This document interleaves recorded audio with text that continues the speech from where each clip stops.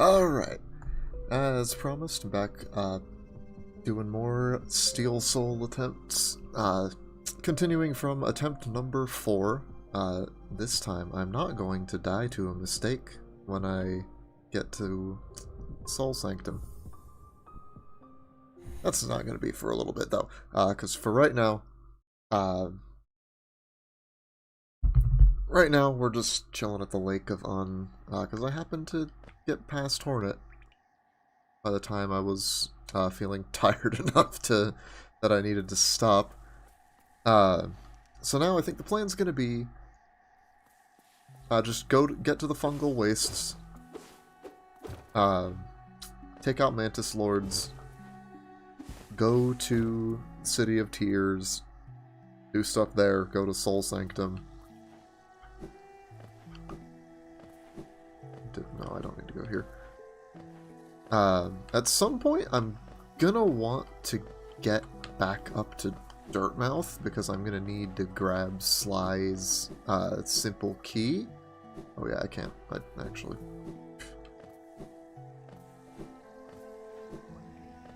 Man, you know, for trying to sort of speedrun this, I really need to get to remember better where things actually are. I don't think there's a way I can get out from the Lake of Un. Yeah, I'd kill this dude for some money, but I won't. No reason, I don't think.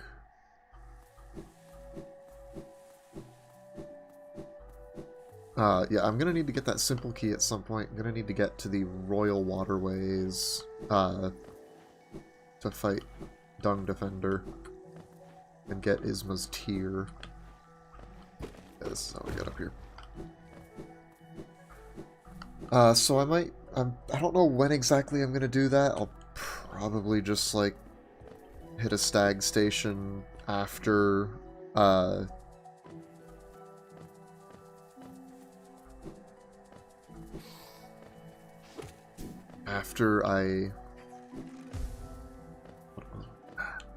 after Soul Sanctum.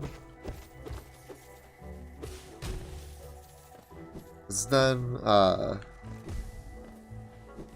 can kind of decide where exactly I want to go from there. I can go to... Oh, forgot about that. Forgot about that there. Oh, no you don't. I want that Geo. Not gonna trap me again, fool catcher. I think that's what those things are called. I haven't bothered going to the hunter, so I don't have the journal, so I can't actually check. Even going in the right direction. I think so. Oh yeah, I didn't bother to get the map. Pretty sure, if I remember correctly, I need to be going generally down.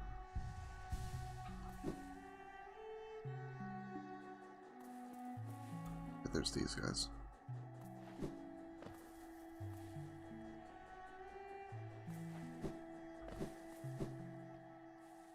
Not gonna worry about that. So I could go to, theoretically, after I get that key, I could just immediately head back to the city, do Royal Waterways. Not sure if I'd want to do that, though, or take the, long way and just go down manually so I can get to Crystal Peak afterwards, or beforehand rather. A benefit to doing that would be that I'd be able to also hit Hallownest's crown to get the pale ore that I'm going to want for the second nail upgrade. Because I really would like that before I start doing anything with the Dreamers. Because my first Steel Soul attempt, I died on Watcher Nights, and I was doing pretty well, but I would have done better if I had that extra damage, I think. Of course, only time will tell. I have to make sure I don't get killed by something stupid.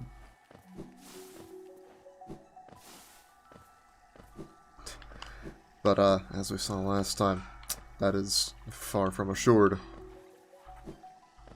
Now, there we go. Now we're on the right track. lost some time, but hey, I'm not keeping too careful track. Honestly, while I would like to get the speedrun achievements, mainly I just want to finish a Steel Soul run. And like, once I've gotten an ending, I can decide if I want to go for anything in particular, too. After that. Decide, like, okay, I finished the main story. Now if I want to, like, maybe I can see how I handle Grim Troop on Steel Soul. Which, honestly, the Grimkin would probably be the worst for me. Because I think I fought Troop Master Grim enough that he's not really that threatening to me. Because he's a little like the Mantis Lords, in that he's got not exactly strict patterns, I guess. Because it's not like he's using the same sequence of attacks again and again and again or anything like that.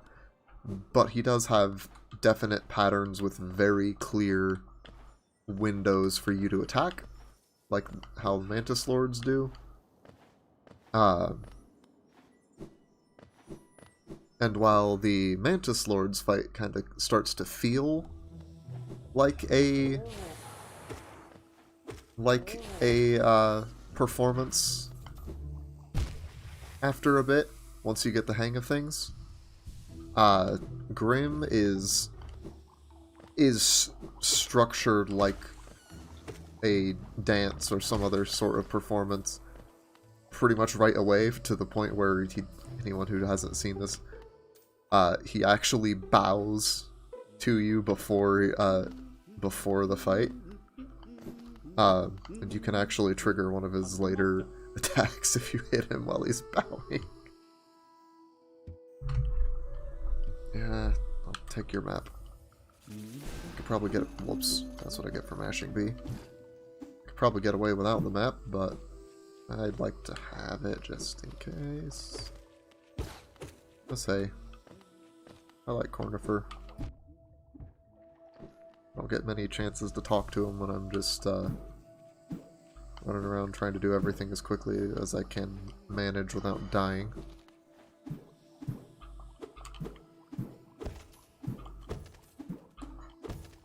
So I honestly love bouncing on these mushrooms things. They're just fun. It's just fun to bounce as high as you can with them, and just hear the sounds and everything.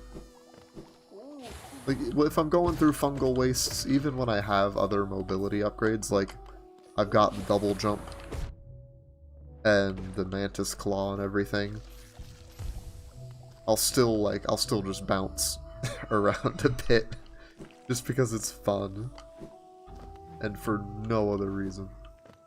What is this?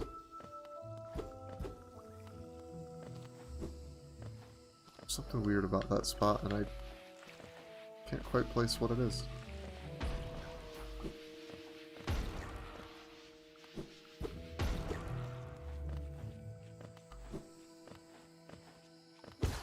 So I know the, I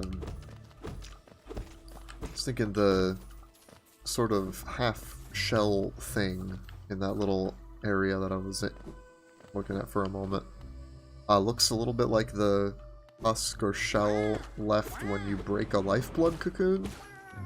And I guess, and you know, since last stream I talked a bit about the visual signposting of lifeblood with the butterfly plant things. I don't know what exactly to call them other than something like that. So I wonder if maybe that's supposed to be hinting at a lifeblood cocoon that I just currently don't know how to access.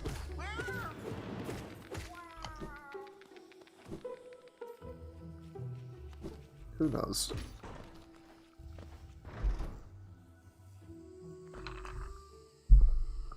And here we get to the two big guys.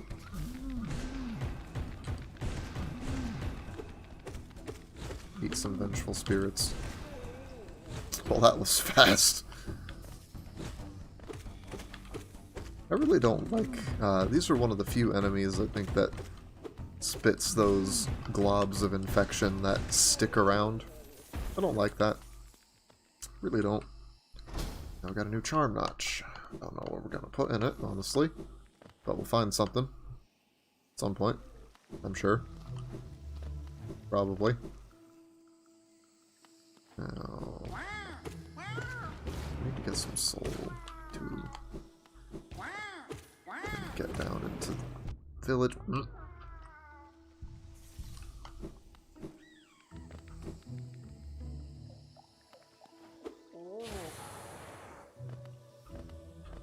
I think we need to get down this way. Nope, nope, nope, nope, nope, nope, nope, nope, nope, you're not blowing me up. Yeah, we're going the right way. Oh yeah, hello cloth. That was incredibly dumb of me.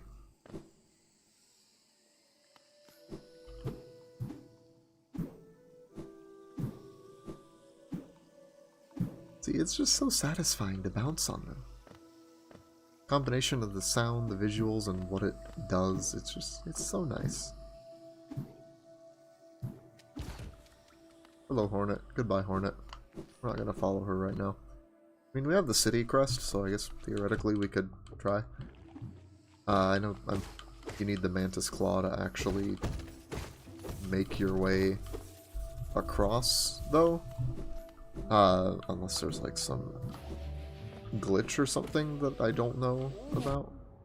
Which, I know there are a number of speedrun tricks that I have never performed. Because I don't know about them. But I'll probably give him a shot at some point, especially if I do, since I would like to actually try speedrunning sometime. I think it'd be pretty fun. Just to give it a shot, see if I can clear this game in a few hours. See what I need to do to get to that point. Because I've never really speedrun anything before.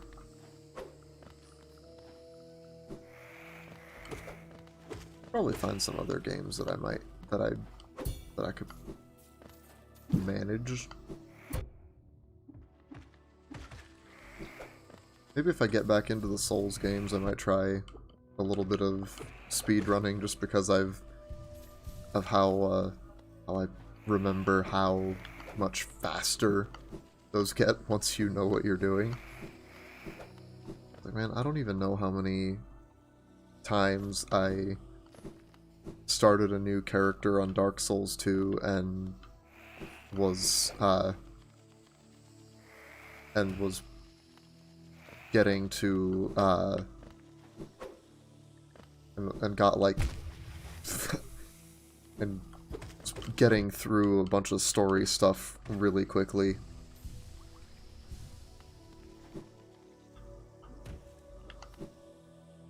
Cause that, you know, I've kind of been feeling that Dark Souls itch lately. I'd actually, don't know if I'd stream it or anything, but oh hey, Dash Master. If I could get Sprint Master. I don't remember where exactly you get Sprint Master, but if I could get that, that'd actually be nice. More speed, it's always good. Don't know if I'd stream it, but I am kinda getting in the mood for some Souls gameplay. Not sure if I'd want to do 2 or 3. I know I ought to actually finish Dark Souls 1, because I never actually have. I somehow managed to make my way all the way to Anor Londo on my old, incredibly crappy laptop. I'm not sure how that thing didn't melt while I was in Blighttown. But it was awful. Ah, hello.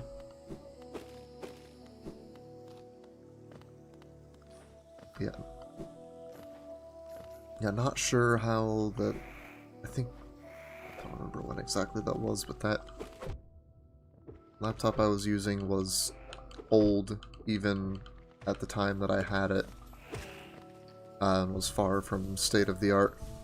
I'm not entirely sure how I managed to play Dark Souls at all, but I actually managed to make my way all the way to Anor Londo, and I think I got right up to before Ornstein and Smo, before I just stopped playing it.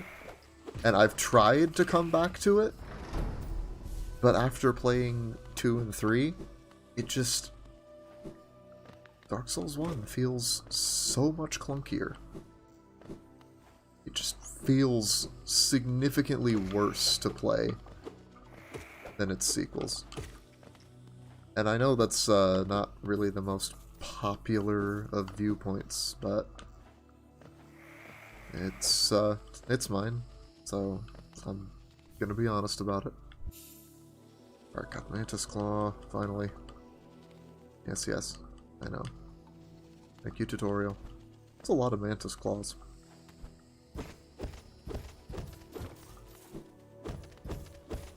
That begs the question. I'd assume that these look like they're like specially made tools for like hanging on, like gripping walls and everything. But given a lot of other stuff in this game, could those actually be made from the claws of mantises? In theory? It really wouldn't surprise me. Anyway, yeah, I want to actually finish Dark Souls 1 sometime, but the times I've tried, it just feels so much worse. And I'm just left thinking a lot of the time, like, I could go back to 2 or 3, and I'd be having a better time. So if I do decide to play a Souls game again, it's probably going to be 2 or 3. I'm kind of leaning towards 2. I think it's at least partially because I've seen some other people playing it more recently, and I also just really like some of the changes from 1 to 2. Like, I really love the power stance mechanic, and wish it was in 3 so I could dual wield anything. It's like I've got so many character ideas that I want to try, so many ideas that I want to try in Dark Souls 2 that I've just not gotten around to. Like someday, I would very much like to play a character who eventually dual wields the Fume Knight Ultra Greatsword. The stats will need to be... I'm pretty sure the stats will need to be kind of insane to make that happen, but I will make it happen. And it's just like... I feel like the power stance mechanic is something that... It's kind of an instance of FromSoft throwing the baby out with the bathwater after the reception of Dark Souls 2. That's one of the things that I feel like they... I really do enjoy Dark Souls 3, but I feel like they went... Like, FromSoft went a bit too far with the Dark Souls 1 fan service. Alright, Mantis Lords. Hey, fight me.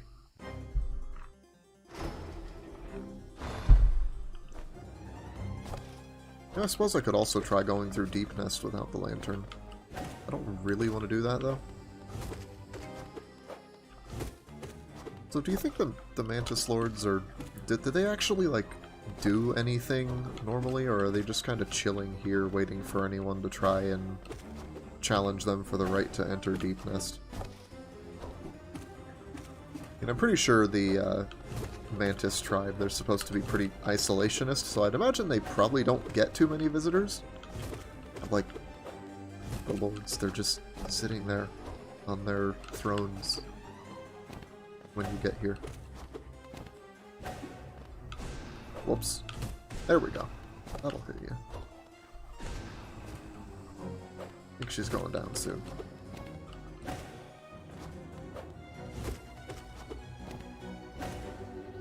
There, that was... Ah, there we go. Okay. Next two. I like to pogo off of those attacks, even though it doesn't really do much for you. It's just satisfying. Honestly, I also just like the sound of bouncing off of stuff.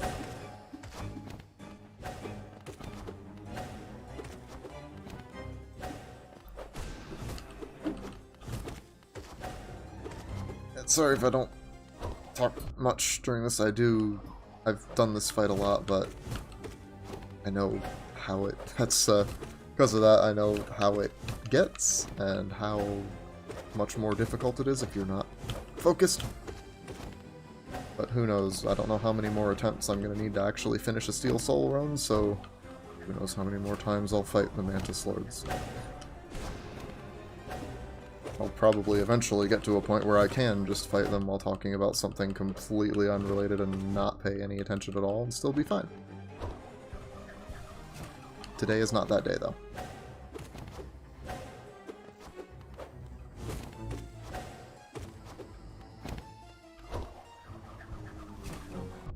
Whoops.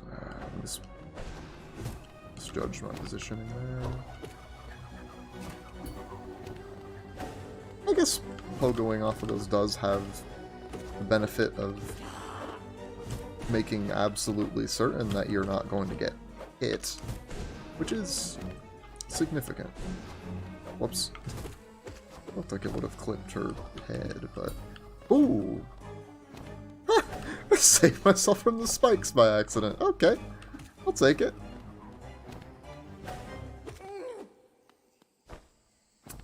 Good work. At trying to take me out there. You did more damage than last time, but still not enough.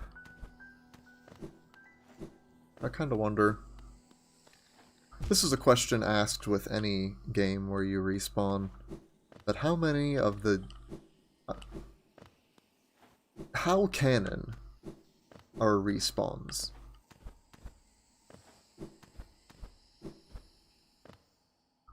Like, how canon are your deaths in Hollow Knight in this specific instance? What do the Mantis Lords think when you just kind of show back up after they straight up murder you? You just kind of appear back to challenge them again, or they're just like, oh, okay, sure. But what are they thinking? Do any... Are any deaths canon? And if so, what do your opponents think?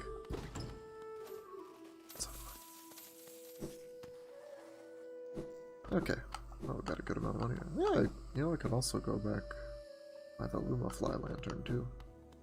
And I could go to Deep Nest. I don't really want to, though. I don't really want to go to Deep Nest until I have the Dream Nail. Because then I can deal with Hera and then never have to deal with Deep Nest again.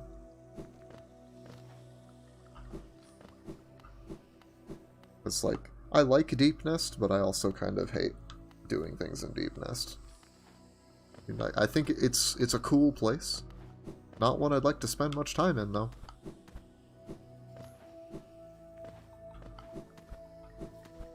Does a very good job at feeling distinctly out of place relative to the rest of Hallownest, though. That's a topic that we can get to when we're actually there, though. So let's not get ahead of ourselves.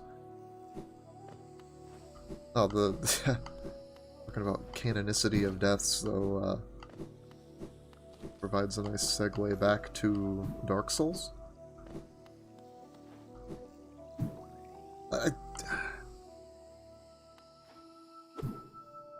I get to some extent why FromSoft may have felt like they needed to draw so much more from Dark Souls 1. On the other hand, I also don't think a lot of the backlash to Dark Souls 2 was super warranted, with a lot of it seeming like to be a lot of it's different from the direct predecessor and therefore bad, which is certainly a take.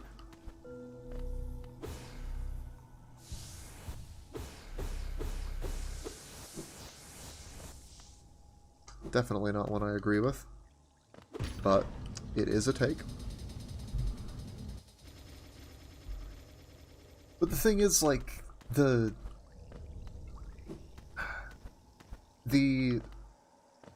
like super interconnected and world design of Dark Souls 1 isn't replicated by either of the other Dark Souls games or Bloodborne. Because, like, Dark Souls 2, you have a central hub area that branch with a bunch of branching paths that go off in different directions and all eventually, so they can... There are some connections. Sometimes the paths will connect and will intersect and connect to each other, but they all also end at some point. And Dark Souls 3 kind of, it's not exactly similar, but it has, it kind of just has you going. You start from one spot and then things start to open up from there. But none of them really have the same sort of feel as the first game. And like, if you ever look at I saw a rendition of the entire map of Dark Souls 1 of the parts of Lordran you explore. And it's basically like, and most of it is like was kind of arranged like a giant cylinder, with, I think they had Firelink shrines somewhere kind of in the middle, because there is a lot of verticality to the world design. There's a lot of elevators taking you to different places. Your paths are very often not just straightforward walking from one place to another,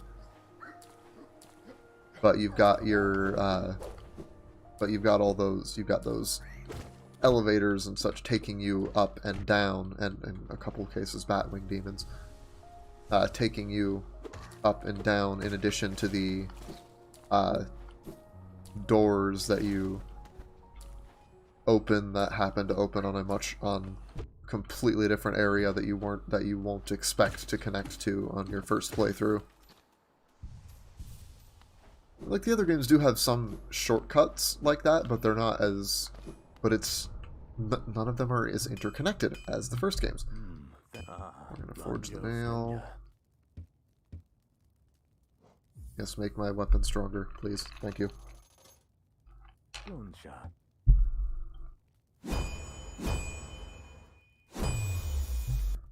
And that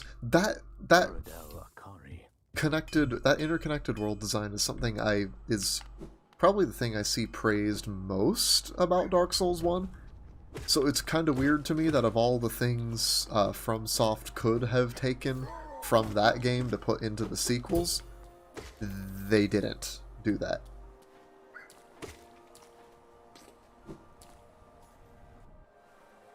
But Dark Souls 3 sure has a crap ton of lore references to the first game, and barely any to the second, outside of DLC, though I don't think anyone really expected the Ringed City to just straight up take you to Earthen Peak. So it was cool. I liked it. But like, it doesn't quite compare to the base game. It doesn't feel quite the same as, it feels a little weird. Especially with the base game straight up having you go to Anor Londo. Which is kind of cool, but also, like, did it have to be? Did it have to be revisiting revisiting the same location? Why couldn't it have been somewhere totally new? Already doing all sorts of other different stuff with it. Why not go a bit further?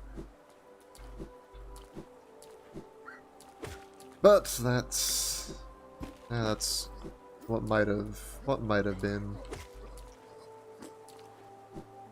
And I was not in charge of any of these games' development, which I would say, which I would like to say something to make some crack about how I definitely should have been, because I would have made him even better or something, but no, that's probably not true. I would have made it, almost certainly would have made him better for me. I don't know that that would have been better for much of anyone else.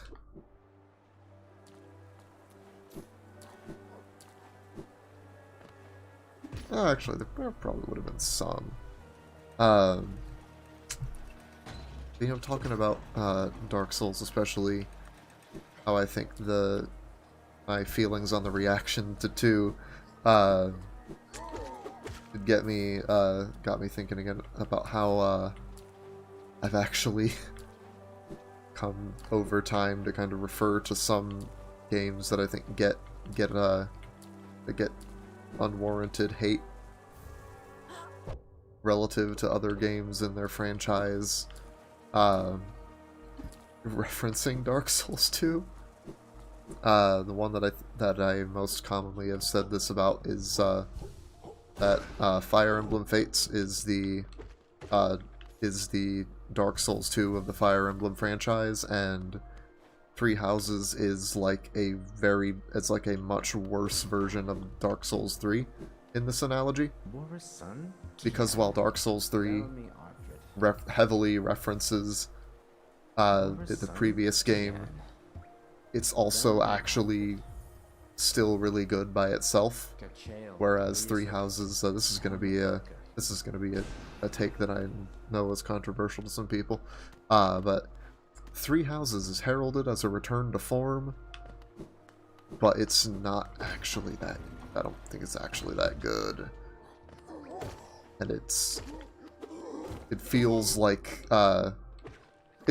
what in some ways Dark Souls 3 kind of was, but what it could have been much worse at.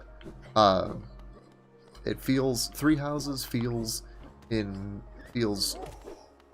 actually very safe. Like, there weren't really many, if any, major risks taken. And it feels like, to me, it feels like I see people trashing Fates, which I think is largely unwarranted. And they're like, okay, well, let's just not do anything too weird now. Let's just play it super safe so people won't have anything to complain about, right? And kind of pains me to say that it worked for a lot of people. And it feels, and I don't like it and it's because, and I'll admit, it's based on personal biases that I think Fates is peak Fire Emblem gameplay.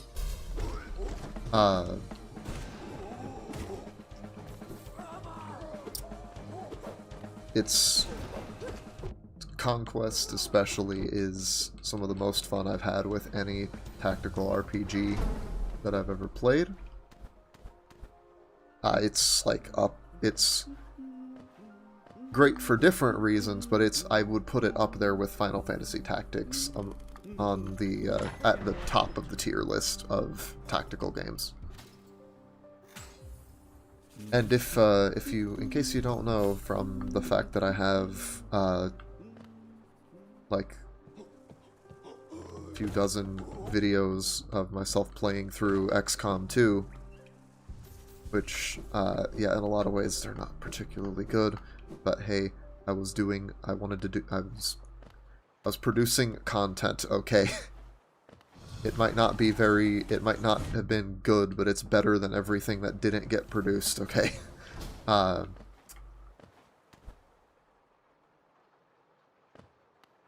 I really love turn-based tactical games. They've been some of my favorite games ever since I first saw my dad playing Final Fantasy Tactics and thought, hey, that looks cool, I kind of want to try that. And eventually finally getting to a point where he actually let me try it, and I got so hopelessly addicted and eventually got it on my, got War of the Lions on my PSP, and got Tactics Advance on the GBA. But that, yeah, Tactics Advance wasn't as... It didn't scratch the same itch, really. I haven't really found anything that quite scratches the same itch as Final Fantasy Tactics. Sort of like, to bring this back around, sort of like how I don't know that there's any... I haven't yet encountered a game yet that scratches the same itch that Dark Souls 1's world design did.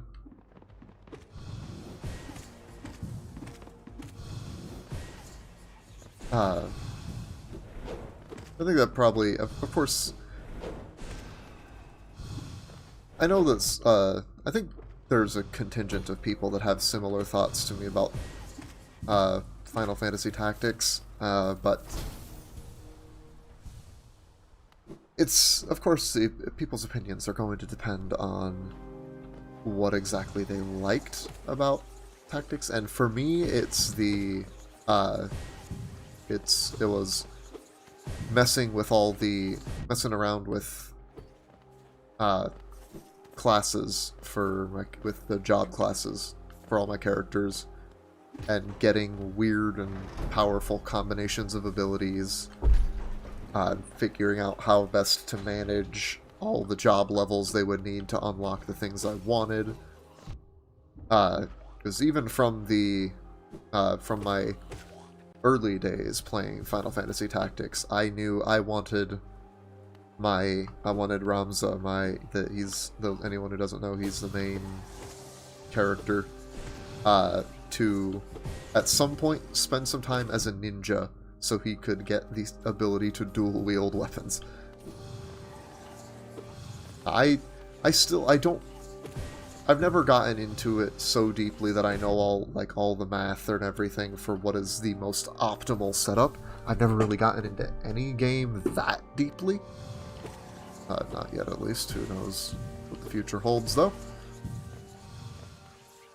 But what I definitely did know, 100% certain, with 100% certainty, was that I saw big numbers. I could see big numbers when I attacked, and attacking twice meant I got twice the big number. And that meant enemies died really quickly, usually, unless they were like bosses. And that was fun. Demolishing enemies is always fun.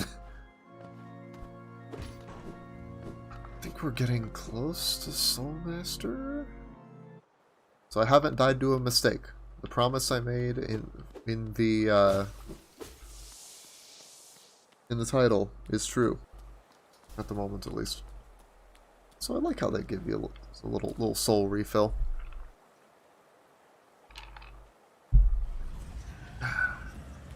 Alright, come on.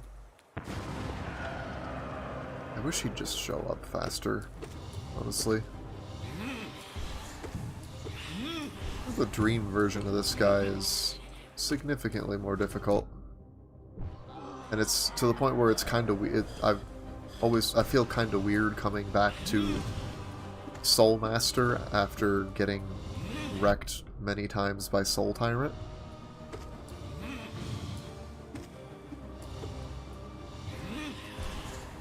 So I can't quite determine why, but I also kind of like this dude's sounds too.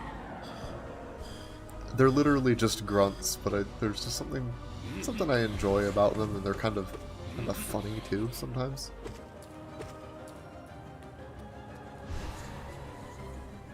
Not even sure what the point of that attack is, other than to give you a moment to heal.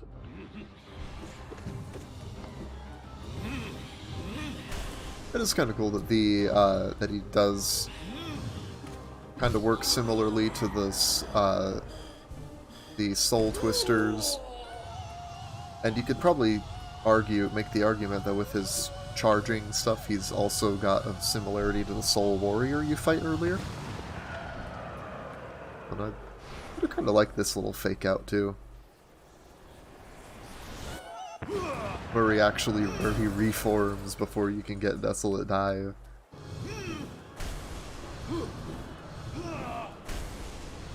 Now I can tell you why I like the sounds in this phase of the fight, because they are,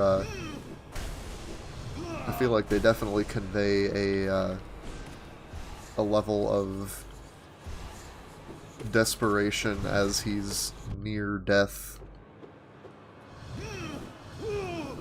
and is trying to kill you. I'm not sure if it's just the infection making him crazy, or if he just really doesn't want anyone else to get a hold of his spells.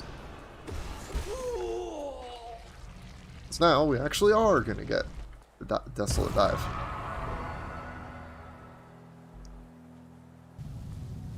I believe this is the only spell you don't get from a snail shaman.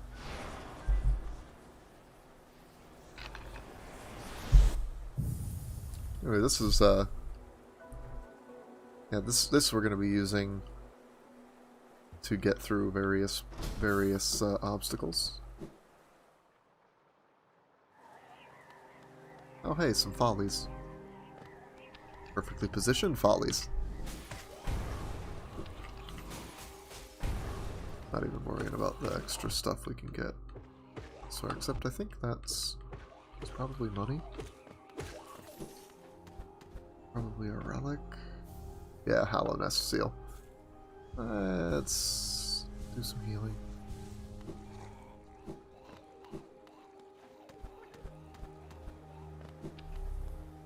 Oh yeah, they've also got soul totems conveniently placed at various points. Sorry, grub. Hey, there's this spot where there's a whole bunch of mistakes and follies that come at you. And in the background, you can also see there's a soul totem there. And there are so many dead bugs here. How many? This area is almost made of bug corpses. How many did they experiment on here in the Sanctum? What the heck?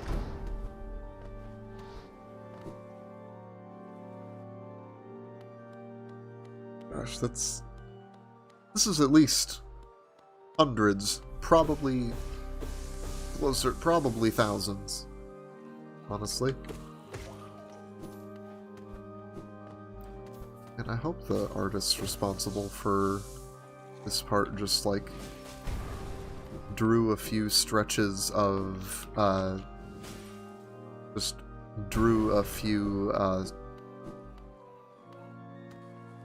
stretches of bug carcasses and then just copied and pasted them, because it would be Oh, I don't even want to imagine the suffering that it would be to draw out every one of those. It would be... I feel like it would have to be kind of crazy to actually try that. But who knows? Having met various artists at various points in my life, I feel fairly comfortable in saying they can be a little crazy at times.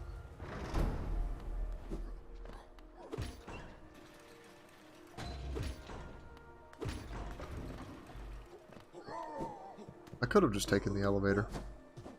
Didn't feel like it. I'm gonna sell that Hallownest seal to Lem. Get a bit more money. Yeah, I think.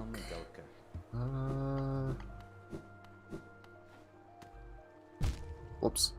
Yeah, you gotta remember something. Gotta remember about the elevators here. They got spikes on them. You got spikes on the top, so yeah, you gotta be a little careful. So I love how the knight can swim just fine, but like every other bug in the game will drown if you knock them into the water.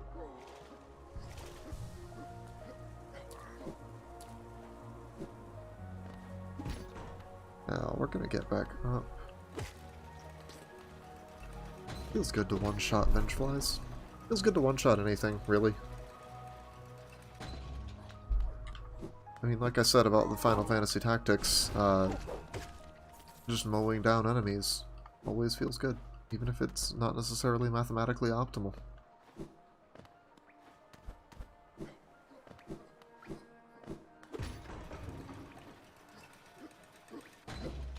Now, get back up. Ah!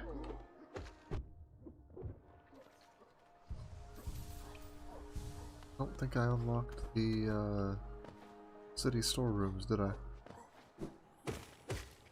The stag station. Ah, well, I've already come this way.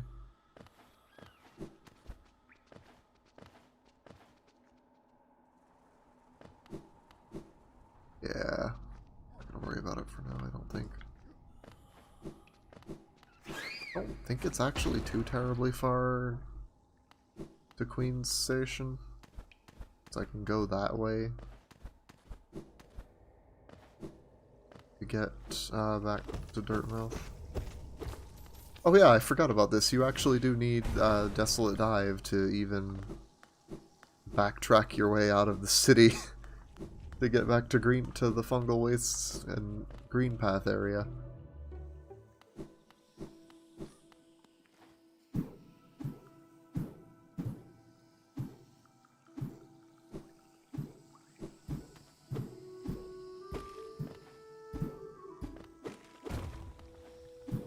Okay, could you please tell me you could see that how bouncing on these things is so much fun, especially when you chain them together.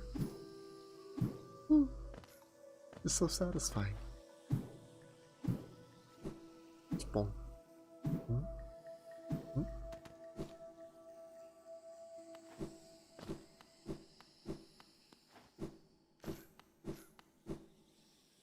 I don't think I actually noticed the little noises some of the background mushrooms make when you walk by them. Not gonna worry about that Geo, I don't think. Stay away. Okay. Not gonna worry about that Geo, because I don't really want to get blown up. Really rather not mess with that right now.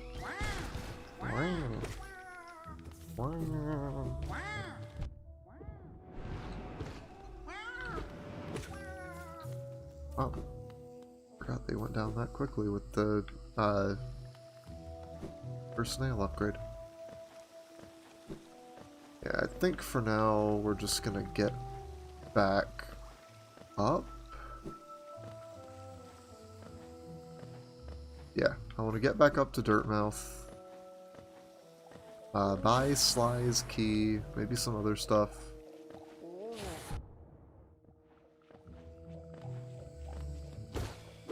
Head to Crystal Peak. And then get up to Hallownest's Crown before we go back down to the City of Tears. And here we are back at the crossroads. Side with the hot spring. Hello, Aspid. Goodbye, Aspid. Ooh. Let's see if I can remember where I am. Oh yeah, I didn't buy the stuff you need to update the map. Haven't bothered with it. Ah, well. I'm just gonna keep navigating just by almost pure instinct. Once saw someone mentioning that Cornifer's card that he leaves, which shows his glasses, looks like a cassette tape. And the first time when I saw someone mention that, my first thought was, thank you, someone else who couldn't help but notice that. Not really relevant to anything, but it looks like a tape. It's obvious that it's not a tape, because, come on, these bugs are not that technologically advanced. Though that would be interesting. I'm gonna break the sign, just in case Menderbug shows up when we go back down. Hello, Tiso. Goodbye, Tiso. Hi, Elderbug. Wish I could chat with you, but I got things to do. That simple key. And we'll buy the Luma Fly Lantern while we're at it. Oh, whoops. Dashing B again.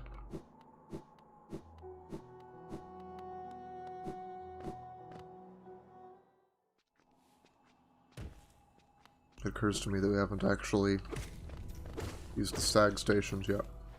Unlocked a few. Haven't used them.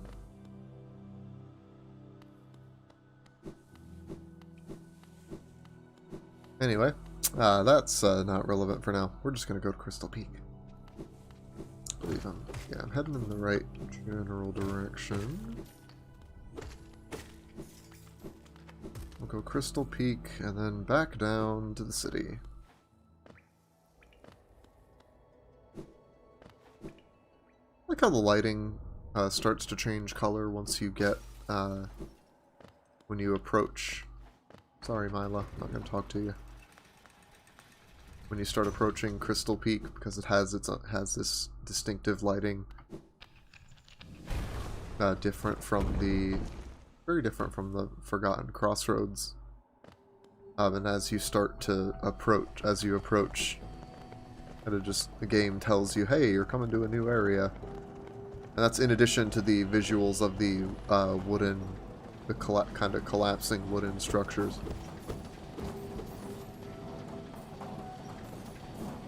Talking about the technology of these bugs, I gotta say, all this stuff with the conveyor belts and everything, pretty impressive for a bunch of bugs. Though I suppose when you have a godlike entity granting you sapience, you might have some advantages over mundane insects. Guess you can kill those things. I often forget that you can.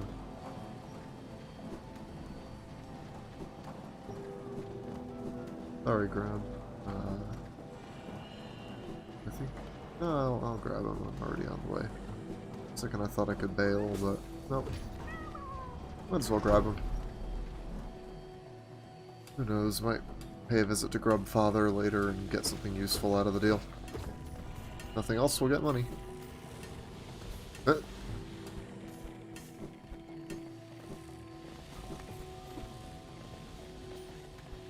Funny how Cornifer always manages to get places just ahead of us. And he also drops his papers all over the place, and somehow they don't get shredded. Hey, man. Give me a map. I got the money for it. Come on. Thank you. And now we keep going up. I'm just... I guess anyone who happens to watch was wondering, I'm just not going to bother with Crystal Guardian because I don't have to. He can keep hogging the bench for as long as he wants. I'm just not going to fight him.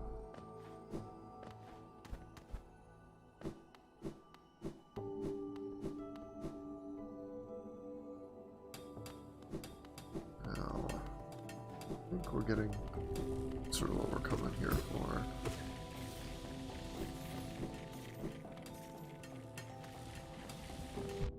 And it's cool how we're like, since we're not exactly, I don't know if this is exactly the like 100% intentional progression path, but it is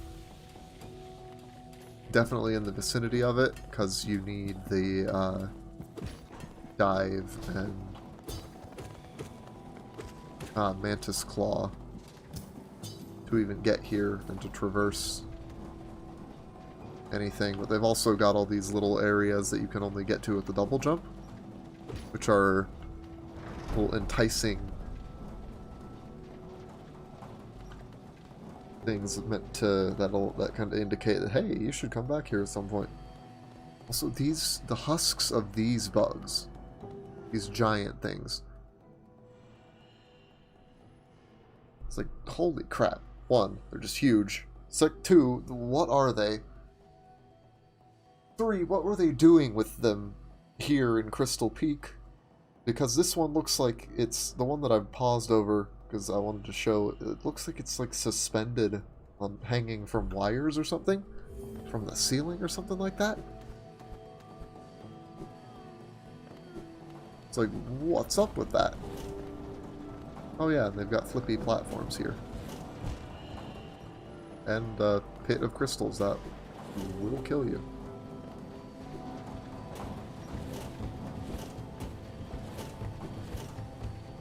Kind of have to wonder sometimes, was Hallow Nest intentionally built to be like a series of death traps?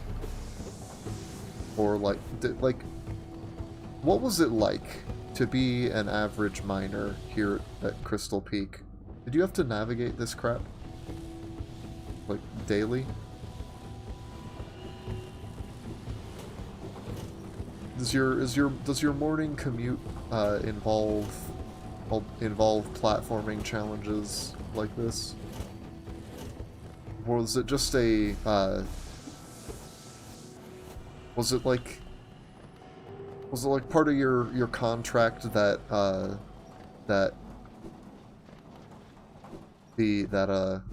your employer is not liable for any injuries sustained by lasers?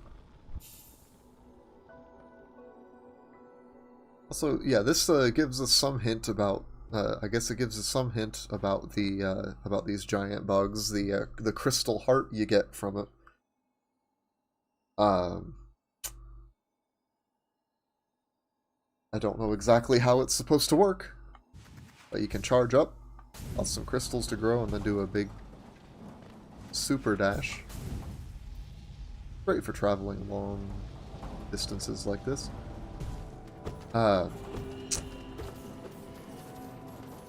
kind of wondering now, maybe, were these giant bugs, were they the, like, original inhabitants of this area, and, like, based on how the, crystal, the super dash makes crystals grow around the night, and they only shatter when you release the button and actually do the dash, actually execute the dash.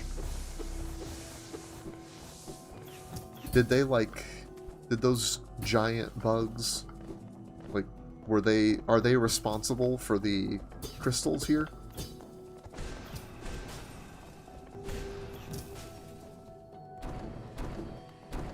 Oh yeah, the pistons. Forgot about this part. Do I need to go here, or is this just for the grub? I think I can get through, yeah. Yeah, you can tell that we're getting into progressively less familiar territory for me. I barely come back. I haven't visited Crystal Peak much after getting the Super Dash. I just kinda move on with the game. Not getting killed by a miner. Not happening.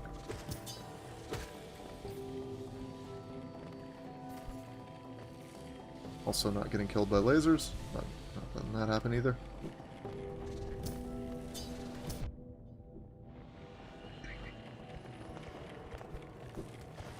Such dumb damage. I could just leave, but I want to, like I mentioned earlier, I want to get to Hallownest's Crown, which means we must go higher. There's this little spot here. You can, with the lighting change, you can see that you're actually looking out over over Dirtmouth. And it's the rest of the surface.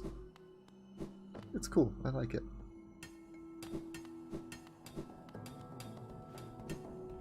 It's just, I do really enjoy how they use the lighting changes. Actually, can I get to Hallownest's Crown? I might not be able to yet. I might actually... I need the double jump. I might have just forgotten about that. So I think that is the way I need to get up.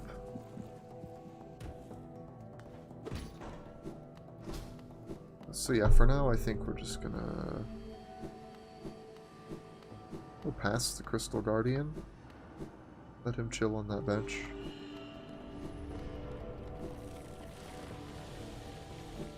And we'll just get out of here for now.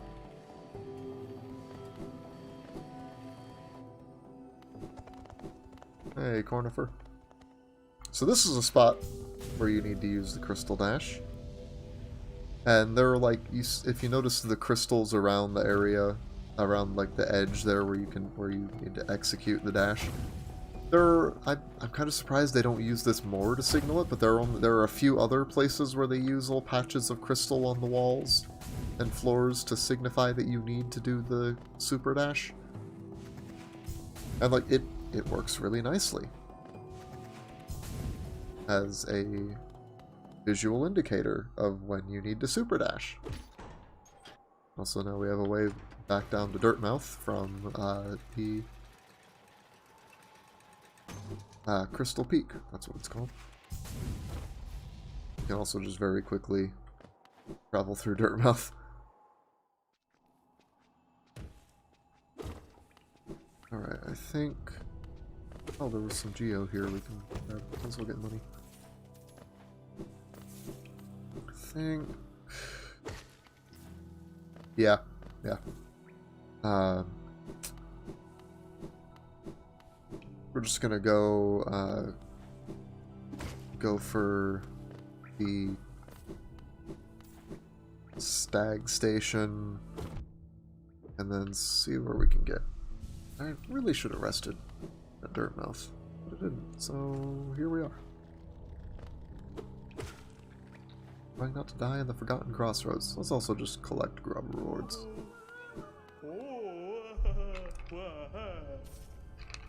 I wonder why Gathering Swarm doesn't do anything here. I think Grubfather Geo is the only thing that Gathering Swarm won't pick up. Oh yeah, got a Mask Shard.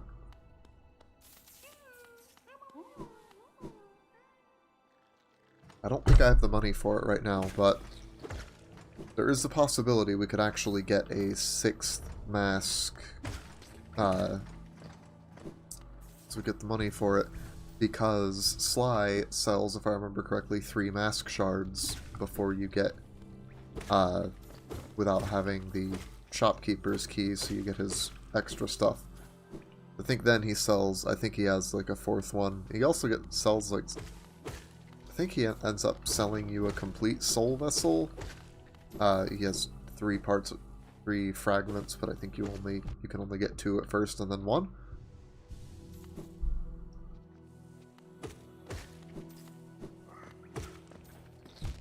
Whoops.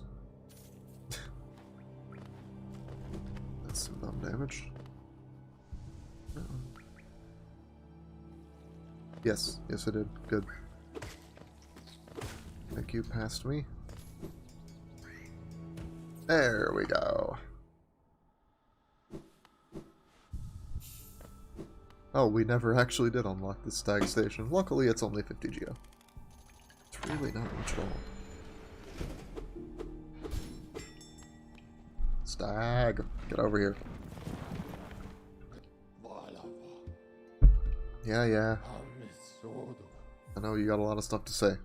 Don't really have time for it right now. Sorry.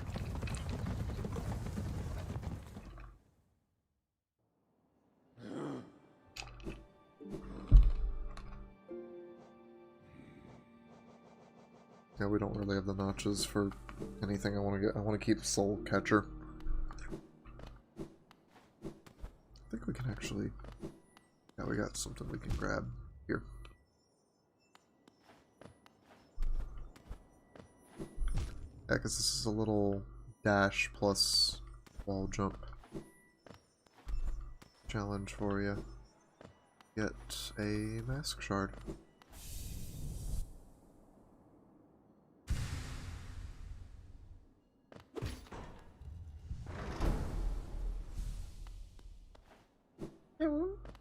I don't remember the prices off the top of my head, but we might actually have enough if we go back to Sly to get a full mask. No? Yeah, screw it. Let's try it. Worst case, it's a bit of time loss, but hey, it might get me closer to a win. And that's what I'm about right now. The speedrun achievement will be a bonus. I mostly just want to finish a Steel Soul run. Oh yeah, I actually need to unlock this first. Helps to actually open the door. Sly. Mask shard. Oh yeah, I was overestimating the cost. A lot. I'd rather do that than underestimate though.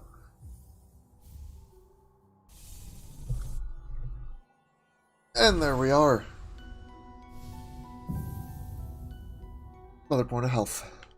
It's another hit we can take. Doesn't matter for anything that does 2 masks of damage. We'll still die in 3 shots from those anyway. But those are few and far between.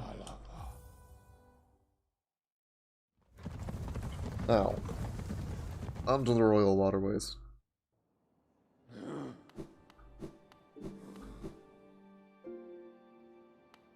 At least when I remember, quickest way to get to... Yeah, okay. Get to the City of Tears.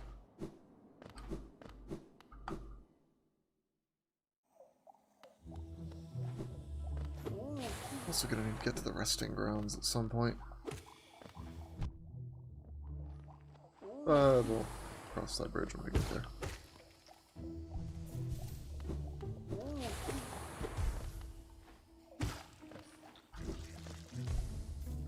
But yeah, this'll work.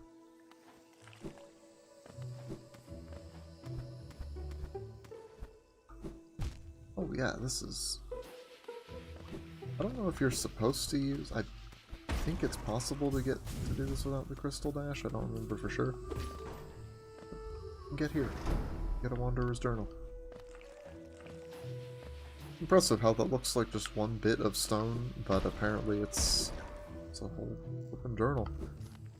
Makes me wonder what the writing system of Hallow Nest was like. How they conveyed so much information in so little space.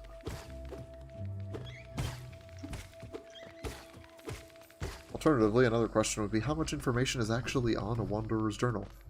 Like, how much are they really keeping track of? I almost wish that, like,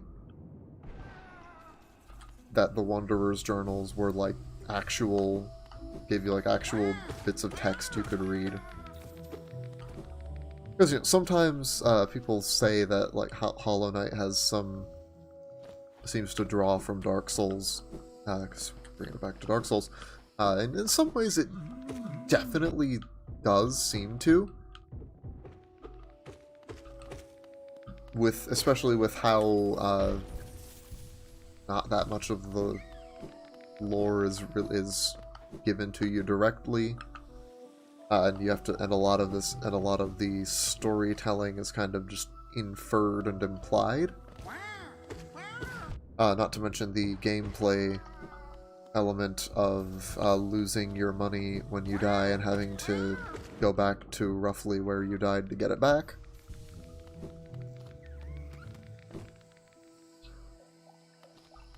But they didn't really, but like, Dark Souls had like had a lot of item descriptions that gave you bits of lore and stuff, and they can't really do that, and there's not as much they could have done with that. Oh yeah, this is a warrior grave. Whoops. Not as much they could have done with that in a game like Hollow Knight, but man, I feel like maybe journals could have been a way to inject some bits of extra lore like that.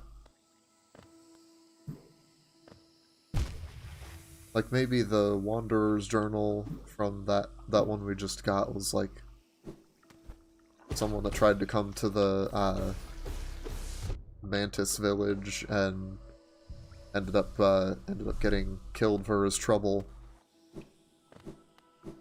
Maybe just talking about something about giving some more insights into their isolationism and what exactly they might have been doing, how they responded to outsiders. Perhaps we could have gotten maybe some like info on other outsiders who gained the Mantis tribe's respect. Maybe like, did they all have to fight the Mantis Lords like the Knight did? And like, what were things like, because you don't really find this out in-game until later, but what were things like when all 4 of the Lords were there, before the Traitor Lord turned traitor?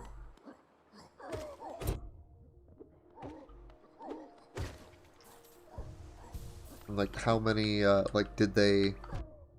if outsiders did have to fight the leaders of the tribe to gain their respect, did they, was it similar to how the Knight fights them? Did they, how did it work with 4? Because with the 3, you have 1 start and then 2 joining in, but all three of them fight the same and have the same basic fighting style. The Traitor Lord is very different. As anyone who hasn't played this game, the Traitor Lord is a significantly larger, more physically imposing Mantis, and he's, rather than using one of the, like, nail lances that the other 3 use, he just straight up uses his own claws to mess you up. Down to the Royal Waterways, now to see if I can remember where to get to Dung Defender. Because what we need from here is Isma's Tear. Oh yeah, there's a hidden wall here. There are other places where they have geo deposits in front of hidden walls, in front of breakable walls, to kind of guide you towards them. A rancid egg. Okay, I'll take it.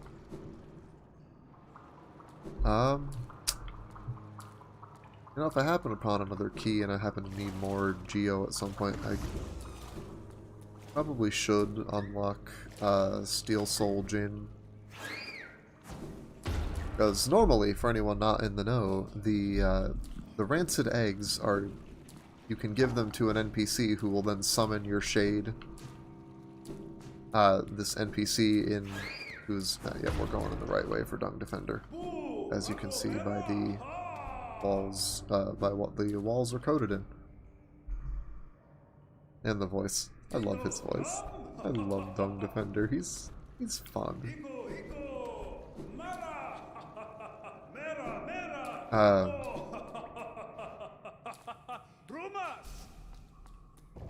Where was I? Yeah, the NPC who will summon your shade back to her place in Dirtmouth, letting you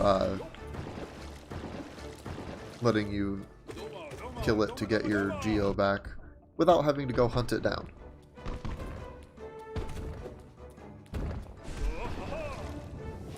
Something that took me a while to figure out, to actually learn, was that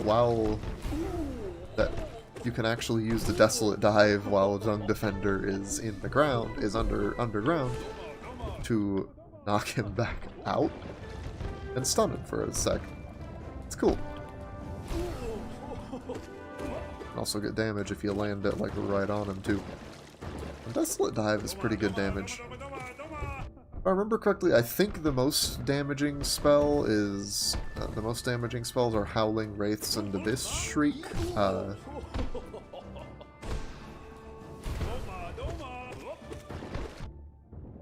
At least I think they have really high potential damage because they can hit several times. I know Desolate Dive and Descending Dark are good because are especially good because they actually give you some iframes. So there's probably some like cheese strats I don't know about based around using this a lot more, but I think I mentioned it in the previous stream that just my playstyle is much more focused on nail combat.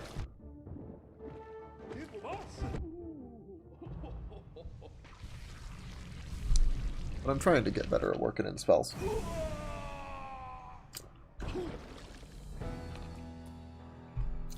I don't know how exactly this works, where you, how exactly the defender just kind of, explodes like that and flies off into the background before digging back into his, into a pile there and,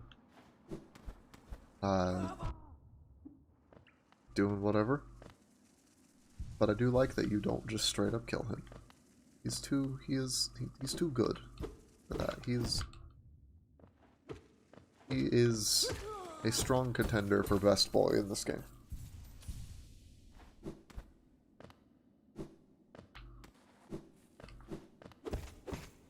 This, let's see if I can remember where I need to go to get Isma's tear. Might be going wrong. I might be in the going wrong way already.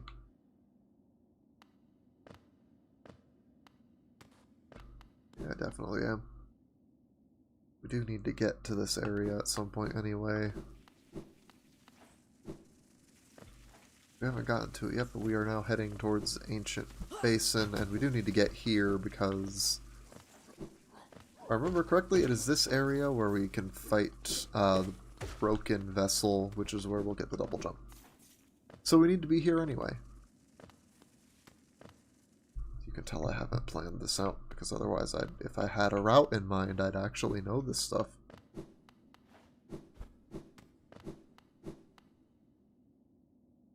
Unfortunately, we have no tram pass, so no way to fast travel. I don't remember off the top of my head where we get the tram pass anyway. Might be somewhere in the Ancient Basin. I don't know why I'm thinking that. Mainly, and I just wanna... This is a bench. Still dash over here. I wish they kind of actually formally taught this in another way. Because they don't really show you that you can cancel the super dash. You just hit a button and then there'll be a bit of a lag time where you'll keep going. where your momentum will keep you going, but you have to do it to not get killed on those spikes, and also to get that geo.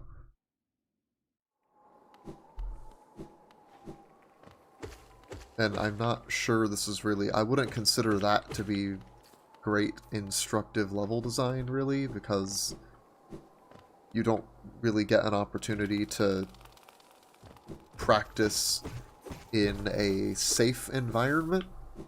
First, you're just kind of thrust into a situation where, like, okay, you have to use this or you're going to be taking damage.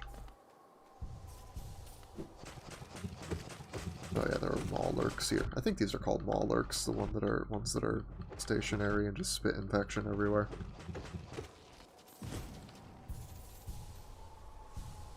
They're not particularly difficult. In most of the time they're not. Screw you, light seeds. Except the ceiling ones, I don't bother with the ceiling ones.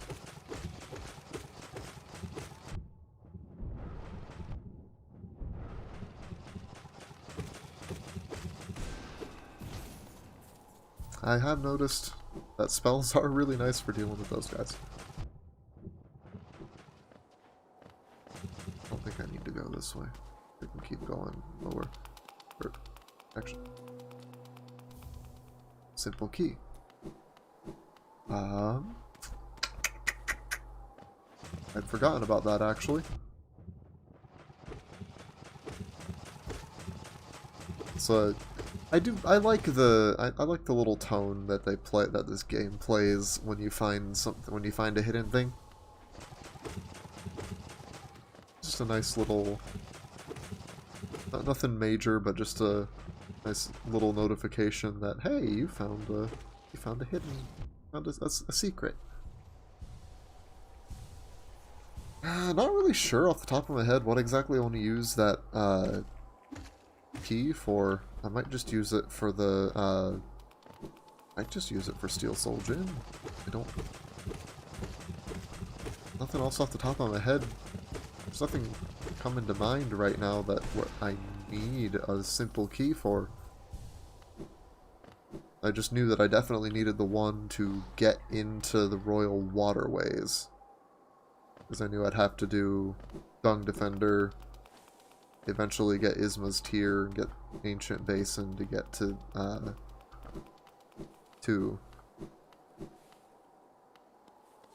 get here, to the Broken Vessel.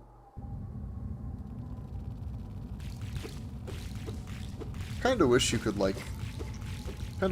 kill some of the light seeds to, like, weaken the boss slightly. I think it'd be cool, but, yeah.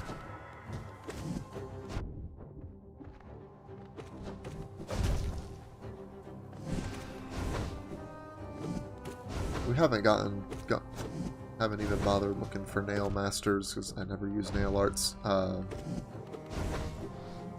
I think it's kind of cool how this, even as a infection animated corpse, this vessel does some similar things to what you can do.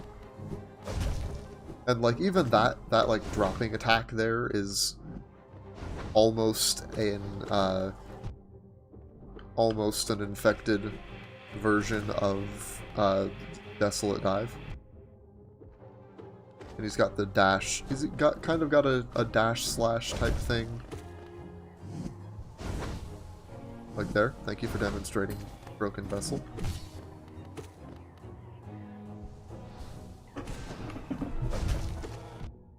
And the freaking light balloons here, I'm pretty sure they literally just spawn to make it harder for you to heal. Oh gosh. Whew. Ha! And harder to heal, they do make it. Though they spawn slowly enough that it... Ah! Dang!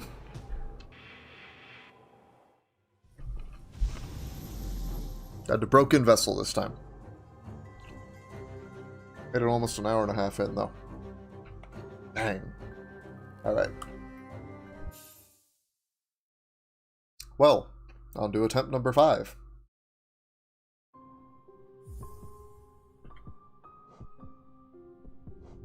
Take just a second before that, though. I won't just give my hands a break.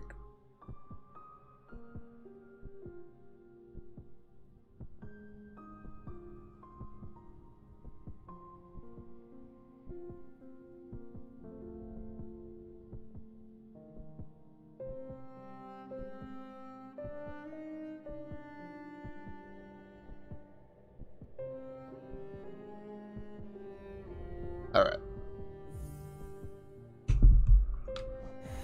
Steel Soul again. Attempt number 5. I think I'm gonna keep trying what I've been doing. Seems to largely be working. The route, the very basics of the route seem okay to me. I'm sure there are plenty of places I could be more efficient, and I can just, if I just learn the individual areas better, I go faster. But I mainly just, I need to, gotta do better with some of the fights. And just not, you know, take less damage. Hit the enemies and don't get hit. Just don't get hit, forehead, you know. That's how you win at action games.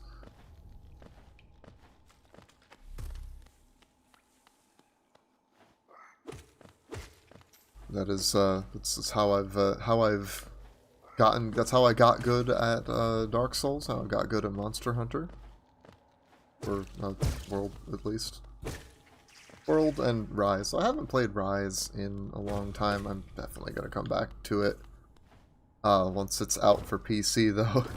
Which is, oh gosh, that's in just a few days. I might stream some of that. I don't know. I'm definitely going to be playing quite a bit of it. I don't remember if I've seen anything about when they're going to be putting Sunbreak out for PC, though. I'm hoping that that doesn't come, that it's not going to be like Iceborne coming out on PC like months after it did after it released on console. It'd be really nice to get them closer together. I mean, it would also be really nice to just have a simultaneous console and PC release, but whatever. Sorry, Elderbug, I have things to do. It does legitimately hurt me that he holds up his hand for a second, just like, hey, wait. Come back and talk to me, please. Ah. And we're back here again. But hey, I'm doing better than I have on the last couple runs where I haven't, because I haven't lost a lifeblood mask yet. I don't think I'm going to bother fighting the Havel Knight this time. If I can remember not to do that. And don't just blindly go in and just be like, hey, I should kill this dude. Because I can get stuff from... Hey, Crystal Peak, we were just there in another life. It is strange restarting and having none of the mobility upgrades. So I keep feeling like, man, I miss the dash already. I miss being able to hit the right trigger and do something. It's kind of like how I feel playing playing a fresh character on Terraria for a while, because I get so used to having the wings and rocket boots and being able to fly around all over the place, that starting a fresh character only having starting a fresh character with 100 health, 20 mana, and only being able to walk around and jump, just, it feels so strange. Terraria might be a fun thing to have on this channel if I were to like had a group to play with that were okay with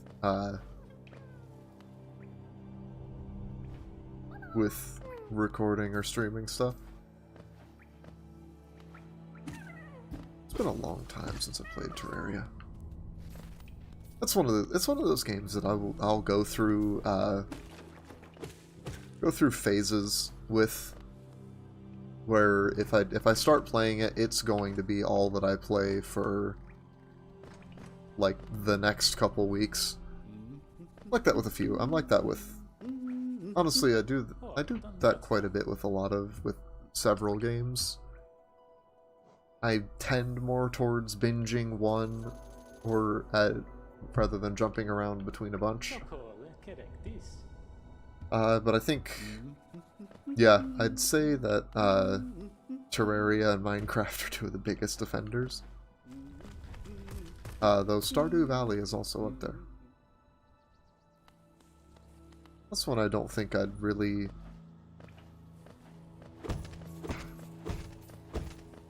don't know that I'd want to... I'm not sure if how much I'd want to record a game like that. I don't know, I feel like that's... Stardew Valley is a game that I like to relax with, and I don't know that I could provide the running commentary. I just kind of... I'll admit readily that I am still getting used to providing running commentary for something like this, where I feel I regularly get more material from, and that I don't necessarily play specifically to relax. It's like I'm playing Hollow Knight right now with the intent of improving at the game and completing and eventually getting to a point where I can complete it without dying. Which it would be a very different intent from playing something where where sure there are other goals in the game, but my primary goal outside of the game is to relax. It's like, obviously the goal I'm pursuing in game here is just to clear the main storyline, just get one of the endings. But outside of that, I'm wanting to improve my skill at it, because some of these skills will translate over to other action platformer type games. But also I just think there's intrinsic good in honing your skills at something. Even if those skills aren't necessarily transferable to something that's more, I guess, practical.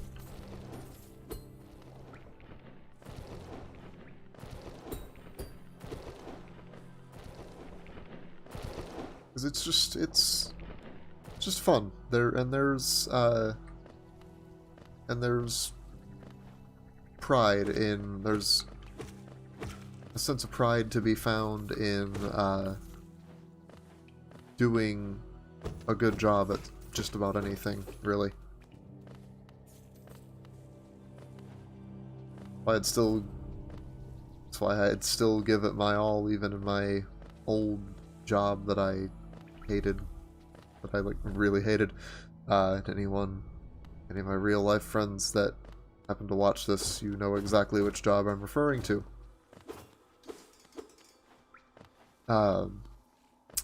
Get to Gru's mother. Hello. Also kind of weird not having spells. It's like I know I'm not, I don't intend to, at least at the moment, to go for, like, Hollow Knight speedrun world records. But I'd like to get better. But just because it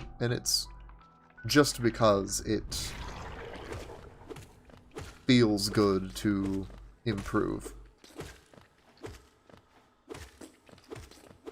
Even if it just feels good to do a job. A job well done feels good pretty much no matter what it is, even if it's something as generally impractical as a game, or if it's something you just straight up don't like doing.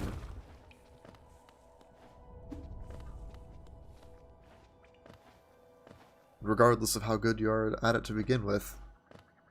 I guess that's part of why I'm doing this. Part of why I'm streaming it.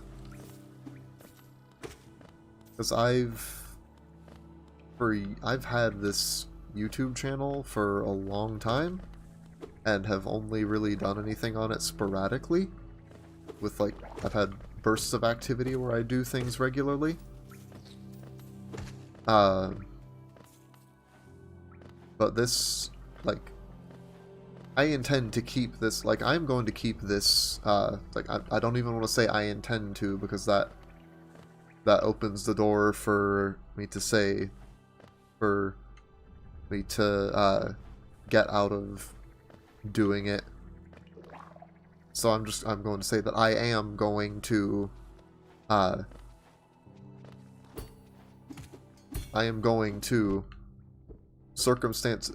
whenever circumstances permit me to, which should be most if not all of the time, stream 3 times a week on here. Because, yeah, it's not going to be anything to write home about at first. But, you know, over time, it's going to get better. If I keep at it. Or at least there's the chance that that's the hope, and there's the chance that it will. Because it's not, if I didn't bother, I definitely wouldn't get any better, definitely wouldn't get anywhere. And wouldn't be able to, and I would definitely have absolutely zero chance at fulfilling my younger self's dream of being able to make money playing video games. So that's, I guess you could say that's the, I don't know if that's the ultimate goal, but that is a goal. As odd as it may sound. But I think it just kind of boils down to wanting to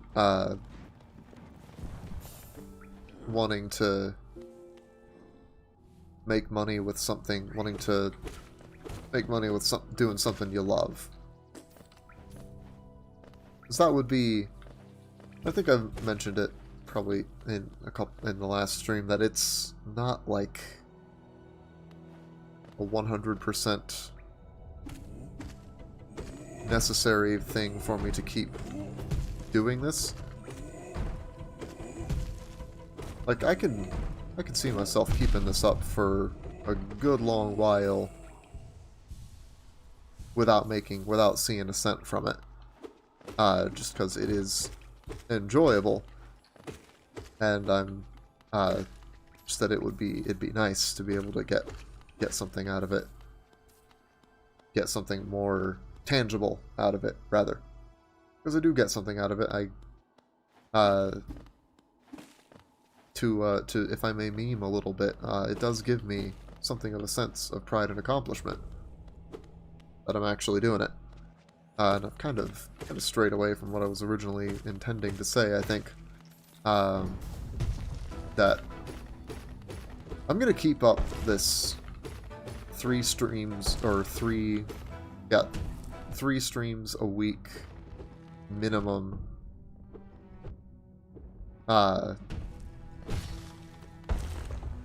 this whole year.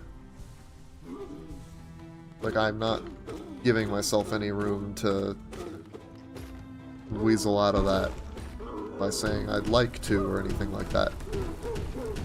Like, I am going to make it work.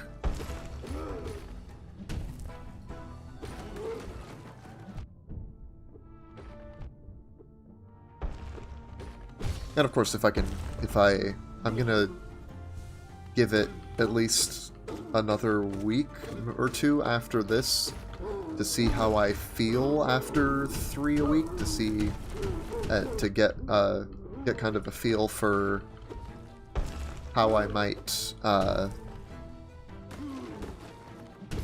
want to handle adding in more stream days. Not necessarily permanent ones, but just saying, okay, I can do Tuesday, Thursday, Saturday pretty consistently. I tend to have, but I can also, like, but I definitely feel like I could fit in a fourth day somewhere in the mix. So I'll do that whenever I'll figure out a time. It might not be a consistent day or time, but I'll figure out times week to week when I can do more. And like I want to keep this. I'm going to be as consistent about this as I can manage. And that's both because I don't intend to let that be one of the innumerable New Year's resolutions that ends up going nowhere. And also that I got things I'd like to do with this channel, and I happen to have seen that that consistency tends to help quite a bit with growing a YouTube presence, or I guess with just about any form of content creation. Some measure of consistency is good, because if your output is too sporadic, it's not going to be great for retaining followers, right?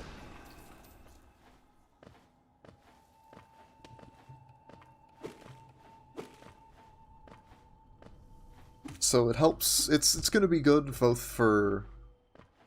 I think actually holding to a consistent schedule is going to be helpful for me, both just as it's kind of to prove to myself that that if I really want this to be something beyond just a flight of fancy, then I'm capable of making it work.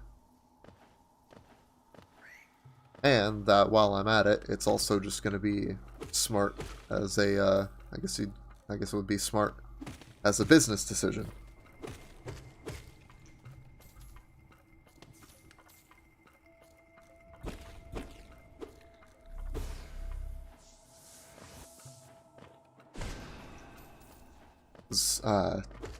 Of course, if I do want to eventually start making something of this and make it something more than just something I do for the heck of it, something I do as I said, a flight of fancy, I'm gonna need to build up a following, right?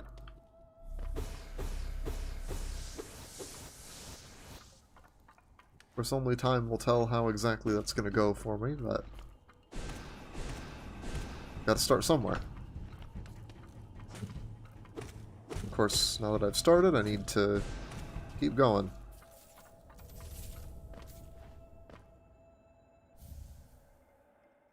I need to just keep moving, because people often say that the first step is the most important, but I've seen it said, and I've come to agree with it, that that the next step is the most important. And that's what this is. That's what I intend to do with this, is to keep taking that next step, keep taking these next steps as they come,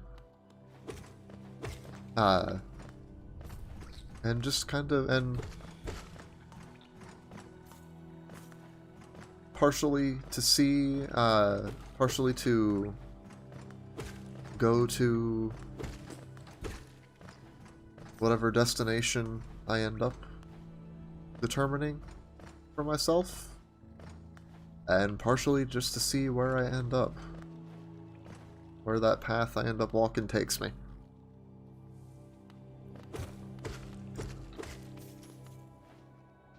As if I'll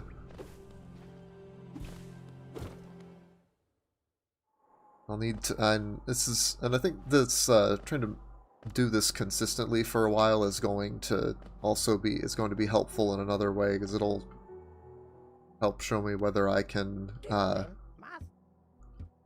I may make the reference a little clearer. I'll need to see if I can truly, if I truly do love the journey and put that before the intended destination.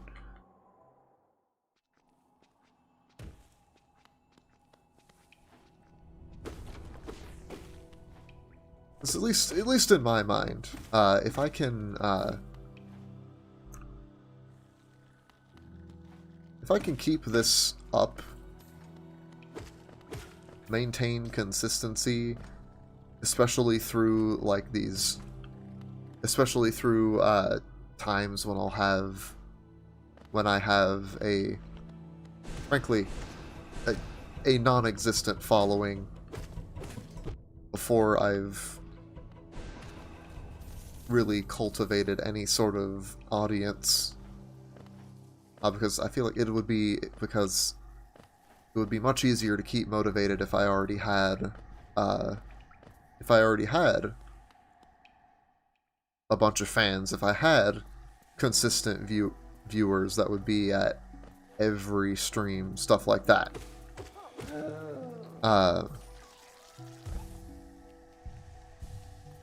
But I feel like if I can maintain consistency, if I can maintain some consistency, if I can maintain a level of intrinsic motivation before I have any of that extrinsic motivation, then I would have to imagine that probably sets me up for being able to continue if I through a theoretical point in the future where I do end up where I am able to gain a following.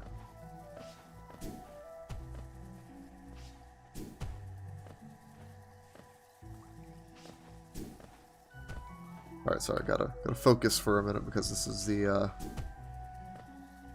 is I'm learning this is a deceptively difficult little trick that I'm honestly not certain if it's even necessary, but I've done it, or at least tried to do it, every run at this point, so I'm going to keep doing it. It's just going to be my thing. I'm going to keep doing it. It's going to be like getting that grub with the Vengefly. I'm going to keep doing it, no matter how inefficient it might be, or whether it's necessary or not.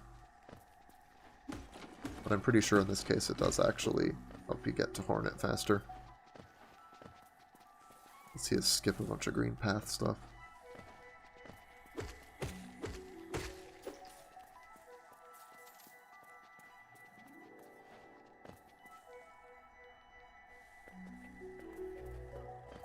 You know, since I'm talking meta stuff about being a just starting content creator on YouTube, I would consider myself still, despite the age of my channel, still young, simply because I haven't really. This is gonna be like the first time really that I've gotten serious about it. Every other time, I've kind of come at it with the thought that I've of course thought I was going to be serious, but then it inevitably fizzled out because I didn't actually have any long-term plans in place. Though I do have, but that's different this time. So we're getting kind of meta about content creation. I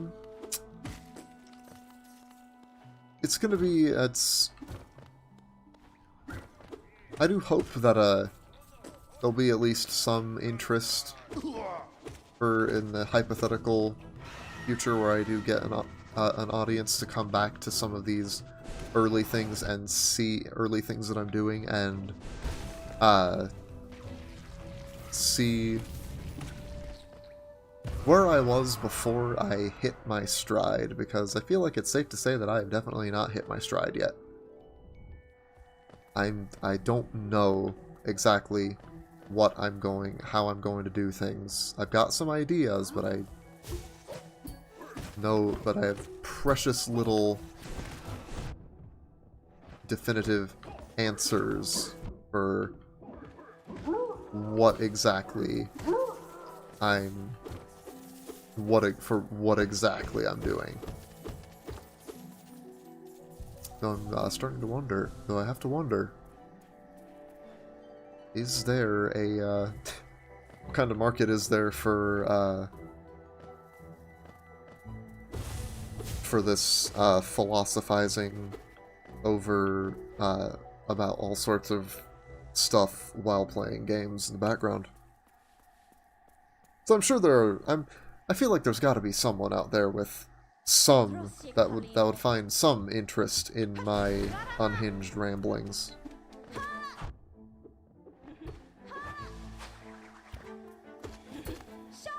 And if nothing else, if I continue these unhinged ramblings while playing these games, I will get better at doing them.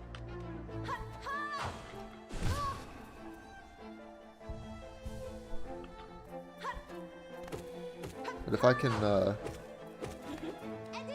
get better at that, if I can get better at the act of, at the simple act of, or seemingly simple in concept act of talking while playing, talking about tangentially or completely unrelated topics. I do know that there's a market for that. It's like Northern Lion. He's really good at Binding of Isaac and stuff, and is actually quite good at a lot of games he plays, despite getting a lot of crap from a lot of people. But the gameplay is not why most people watch his stuff. It's mostly just the things he talks about. It's mostly just him talking over the gameplay. And like, I don't know that I'd really want to be exactly like that. Like, I like to think I'm pretty good at a lot of the games I play a lot. So I would definitely like to think that there would be some interest in my gameplay for its own sake. And if nothing else, I know that for many things, there is an appeal to watching someone get better, to watching someone grow, improve their skills at something. And that is something that I'm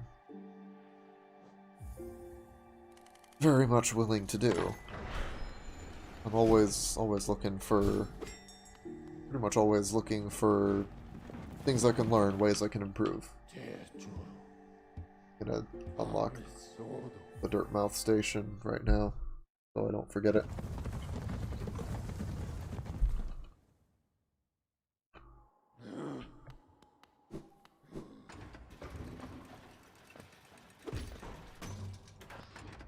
Who knows, maybe that'll be,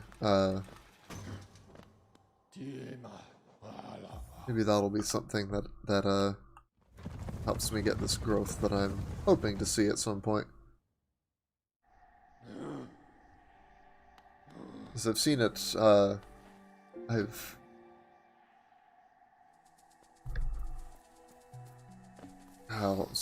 to phrase this? I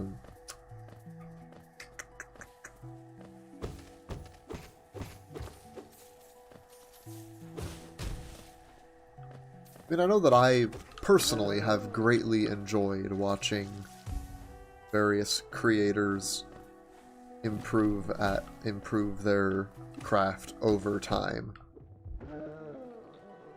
And I figure that's got to be a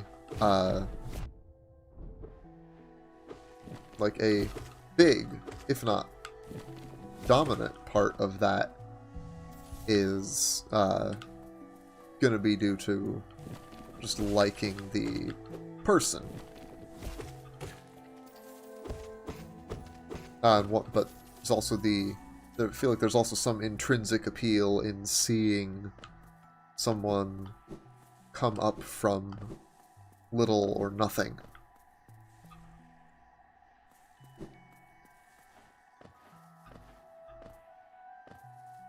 What am I doing?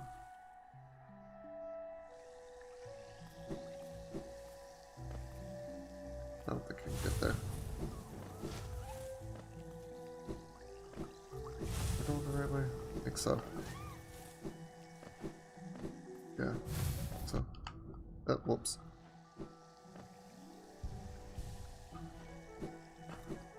It's like, who knows? Maybe that'll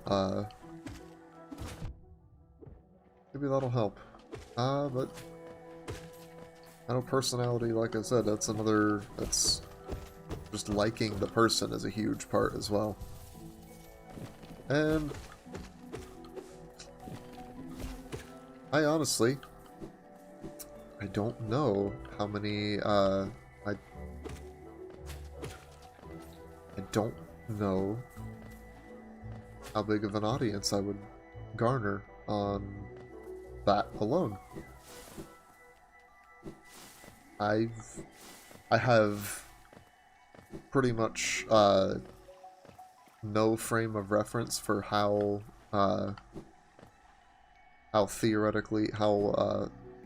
popular I could theoretically be, considering I have historically not really cared about such things.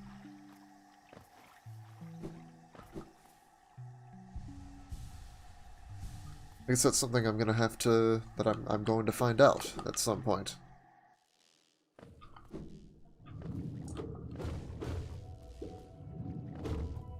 Of course, this gets into, I'm gonna need to... I guess this is kind of an awkward way for me to go as someone who, as I've just said, has never really pursued popularity before. That is that not exactly what I'm doing by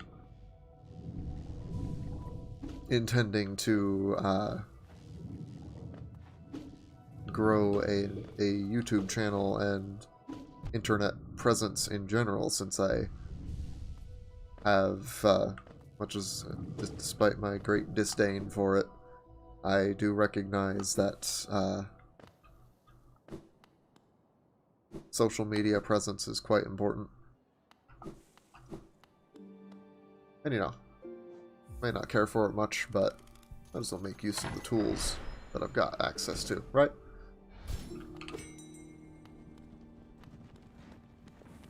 So, if nothing else, even if I never get to where I would like to be, it's going to be a learning experience. I'm gonna get some, what I predict would be interesting insights into myself, into other people. It's going to be far from a case study, but still interesting still going to be very interesting for the part of my brain that has been permanently addled by by everything I did to get a psychology degree. It's going to be very interesting to find out and to see what kind of connections I can make, see if there are any interesting inferences to be made, any other observations, what kind of observations I can make about myself and others. Others including anyone who is drawn to my content, to my output, and other creators, other small creators, larger creators. I don't remember if I already said anything about myself as well. So that's, yeah, while we're getting meta, that's something I'm also curious to see, that a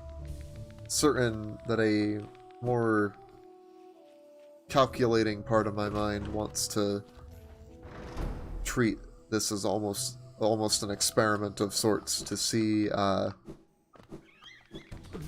if there's an appeal to introspection and this kind of meta discussion.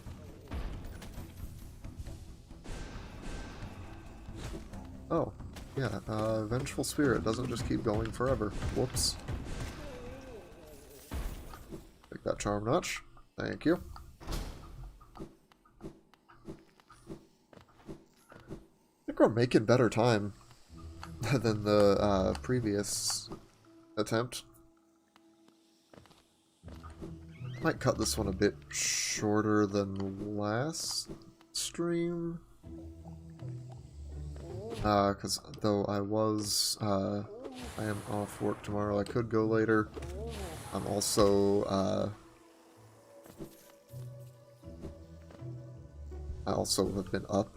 I also was up earlier today, and it's just, I'm starting to feel it, I am feeling it more than I was yesterday. Don't know if I'll make it all the way to 3 hours, but we'll see.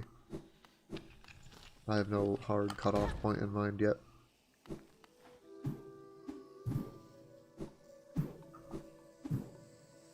Anyway, I'm I'm curious about that more scientifically minded part of my brain wants to keep this up for as long as I can manage, to for the sake of finding finding out if these kinds of things these kinds of behaviors I'm more naturally prone to, all this rumination and introspection and such. If there is an appeal there, and I guess it's kind of like that's partially like how much would I have to change myself or present myself, how differently would I have to present myself if I wanted to not necessarily make it, but get more popular, to gain a following. Like, would I have to at all? Would I be able to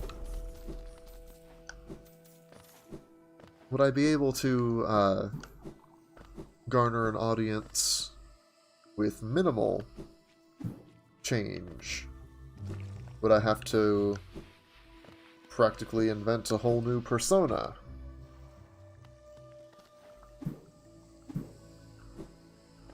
These are questions that I would very much like to see answered, and of course they're questions that no one really can answer, that no one else can really answer for me, considering how very personal they are. And others will have similar experiences. I'm sure there are YouTubers and streamers out there that are similar to me, but none of them are going to be exactly like me. We're all going to have certain differences.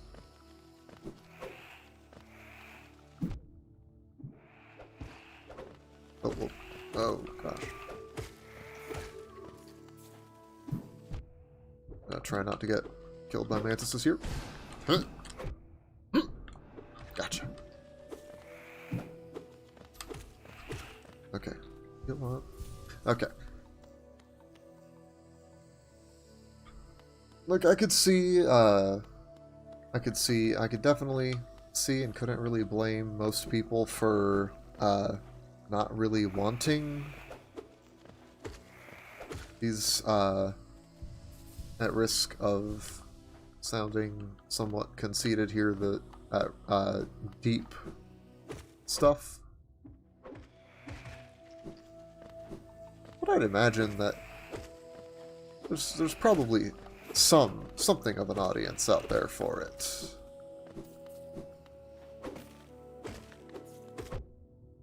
Like, it'll be interesting to see. And like I've mentioned the possibility, like, would I have to invent a whole new persona? I don't know that I'm 100% opposed. I'm not necessarily 100% opposed to the idea of playing a character online. Last stream I did talk a lot about tabletop RPG stuff, and part of what I like, and that's actually something I like doing, is playing these characters. I think that might have, and perhaps that's even part of what drew me to wanting to be a GM, was so I don't have to just be one character. I can be almost all the characters and explore all sorts of different things, like all sorts of different types of people, from all different walks of life and all that stuff. But I'm not sure I'm not sure that I would want to have to totally. I'm not sure that I think the idea of totally changing my image for the sake of gaining a following, I don't think that would sit right with me, because it seems dishonest. And I guess you could make the argument that, well, you were just talking about you were just kind of saying that you wouldn't mind, like, kind of playing a character to some extent. Isn't that dishonest? Well, sort of, yeah. But I'm not sure I can explain. I'm not sure I can articulate it well. Why the things I'm thinking of are, in my mind, different.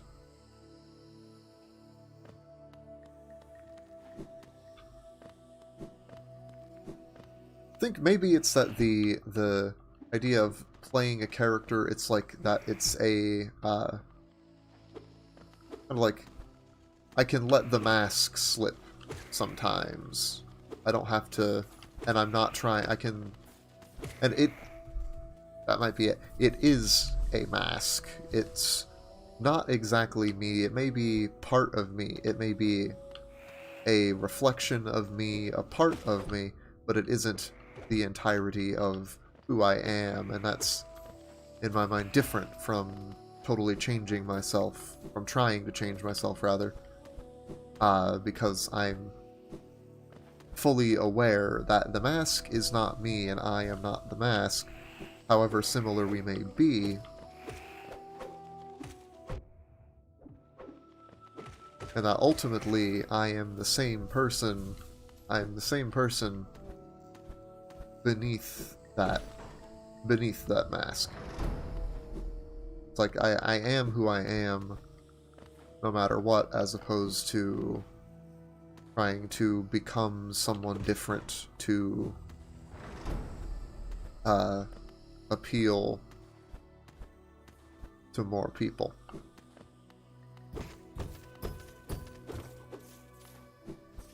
And you know, maybe I can get deeper with it. Part of it's probably just that natural human desire to have to be liked, cared about, and loved for who we are, without having to try to be something different. But that might be getting a little too deep.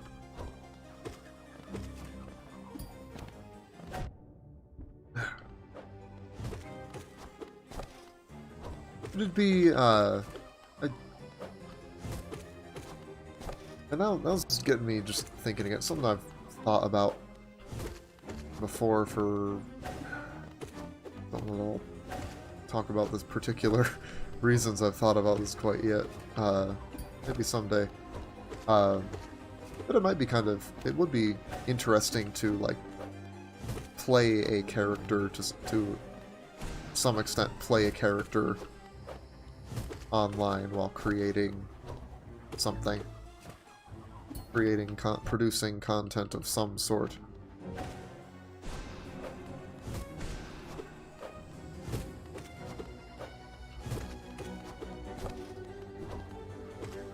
I think it would be interesting.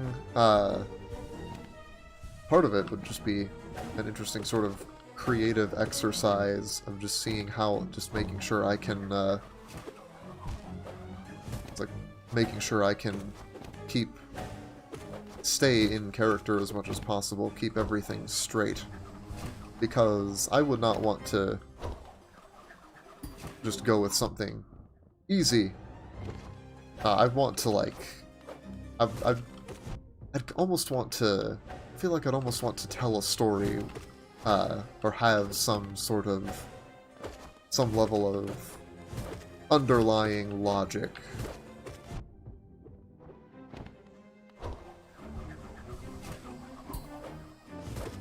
Some sort of rules that I have to follow.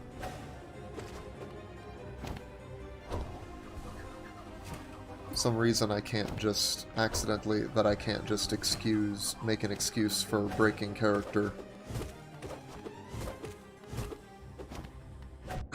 Took my hand off the controller because my nose was itchy.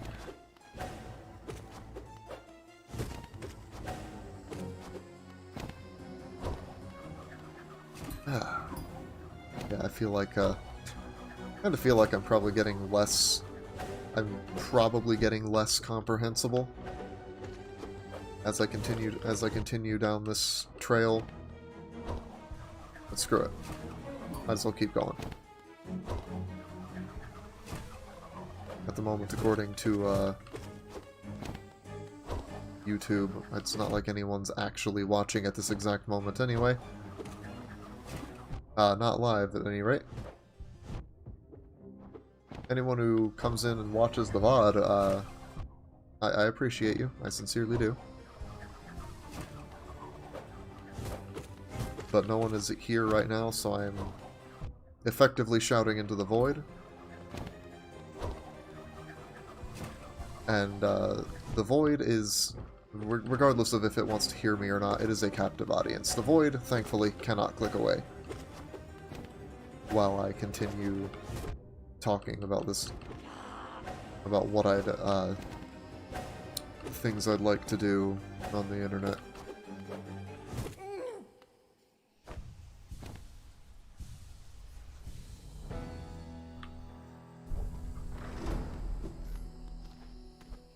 It's like I guess I like the idea of being able to be someone similar to myself, but not 100% me necessarily, not 100% unfiltered. me, perhaps slightly diluted for maybe slightly diluted for easier consumption, if you will. But yeah, I guess, yeah, to sort of conclude that line of thought there, I'd like to, I don't think I'd ever want to, totally change to try and make it big. Is that, I'm not sure it would even work real well at all. And I know I wouldn't like it either. Because I'd be afraid of losing part of myself in the process. I'd probably just kind of feel like, I'd wager it would end up feeling just kind of like, well, selling out, I guess. And I definitely never want to do that. Yes, I am just attacking that mantis entirely because I want soul. Of course, it didn't matter in the end because he hit me. Because I was an idiot.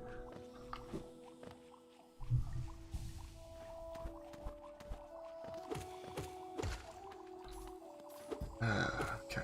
I feel like I'm making better time. Yeah. And I think that was probably the most I've actually really talked during a Mantis Lord's fight about something that was not the Mantis Lord's fight.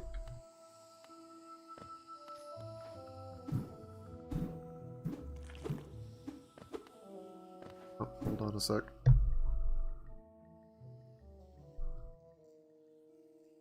Oh. Ah. That was something weird on YouTube's end. Eh. I think I'm okay. Yeah. So yeah, seeing some of those improvements, however incremental they may be.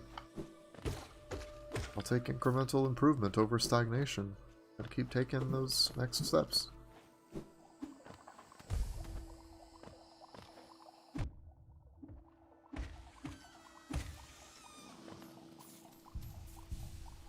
I think, yeah, I'm gonna go to the City of Tears. Get like the nail upgrade.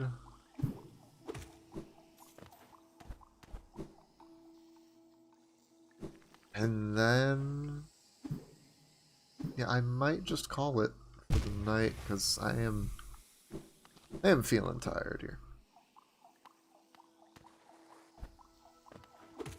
And we'll be, by that point, we'll probably be coming up on 2.5 hours, which is good.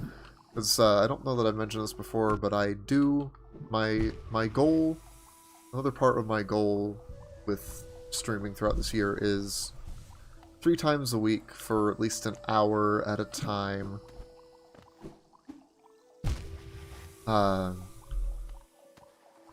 And yeah, I do have particular reasons for those numbers that I will not get into right now, but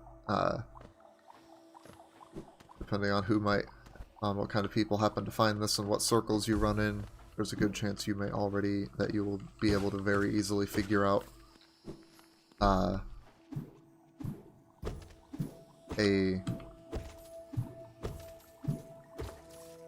if I'm being, I guess it's, if I want to be really optimistic, I'll call it a goal.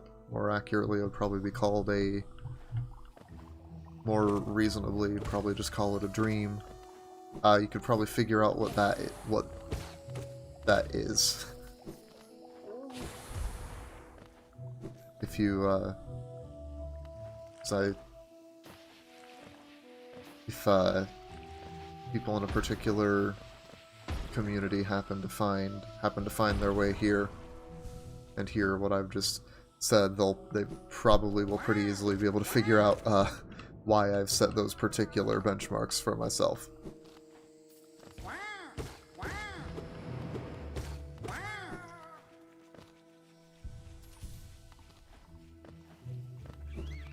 But regardless, it's having these having these larger goals will also help keep me on track, I think, because I think one of the big thing that pushed me through the XCOM playthrough, honestly, at some point it probably just got to a point where inertia was what kept me moving through much of that. The Neo World Ends With You was a combination of excitement for the game, and towards the end I was getting a little fatigued with it, though.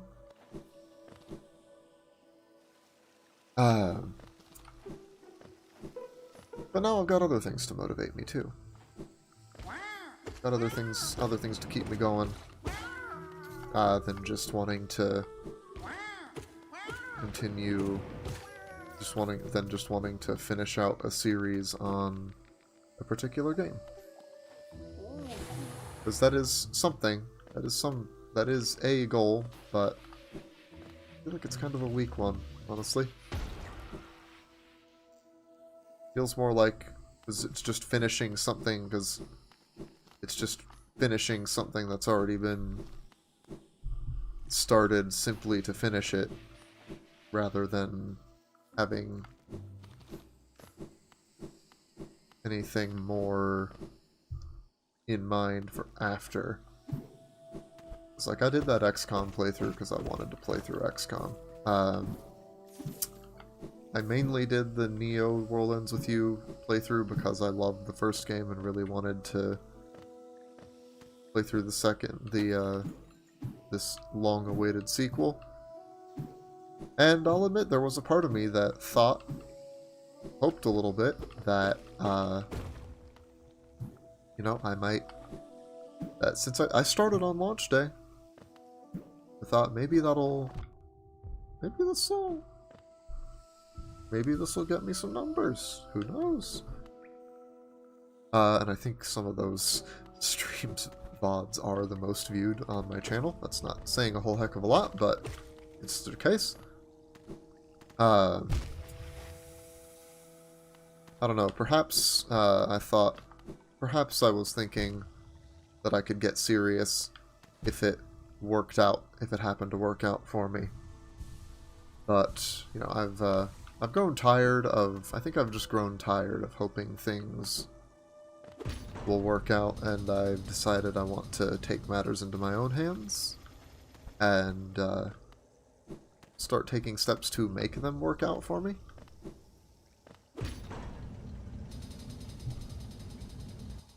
And to that end, I'm pretty sure that some of the things I've outlined with the steps I've outlined for myself will be quite helpful in that regard. Of making, I guess you could say I'm trying to, I've decided to, rather than waiting for a lucky break, I've decided to just make my own luck as much as I can.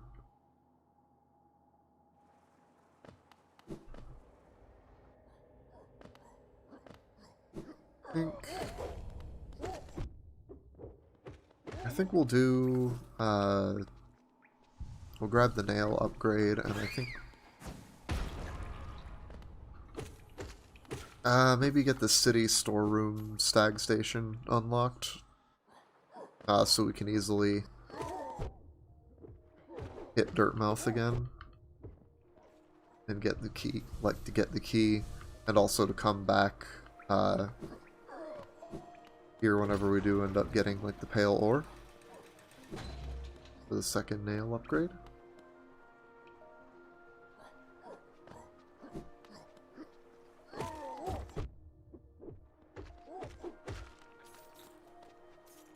Hold on a moment. Gotta check YouTube again.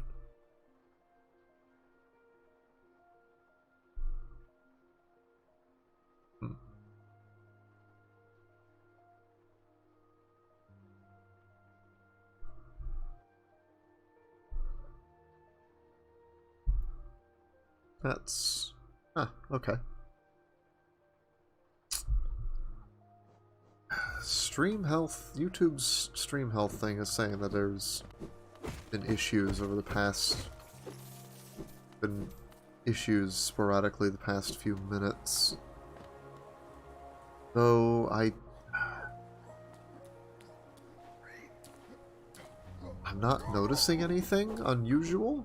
I'm not sure if there's much I can do at the moment. Something I'll have to look into. You know, it's a learning experience. This is all a learning experience.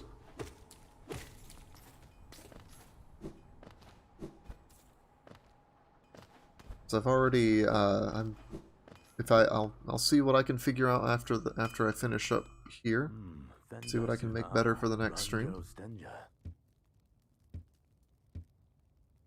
So I did some of that after the last one. I'm gonna have to listen to this audio again to confirm. But I think it should be audio should be a bit different.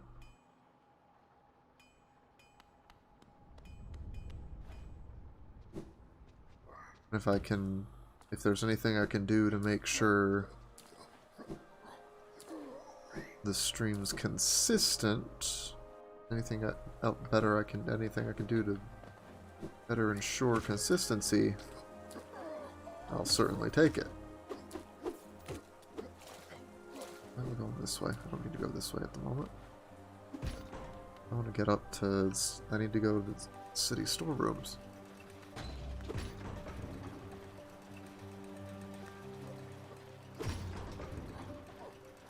And I have to jump off the elevator.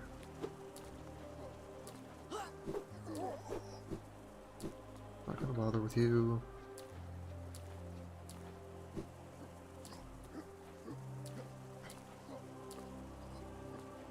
Yeah, where was I? Lost my train of thought a bit. That happens a lot to me, honestly.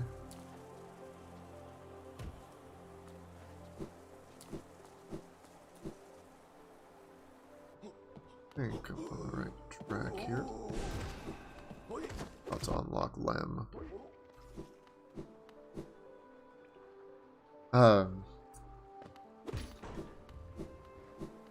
Yeah, I'll have to, definitely gonna be looking to see what else I can do here. What else I'm gonna keep looking regularly, see what I can do to improve stream quality. Just on the technical side, because that's going to be... I feel like the technical stuff's going to be a lot quicker to work out issues with than much of anything on my end, because I'm going to have to continue working at how to actually do this whole streamer thing myself.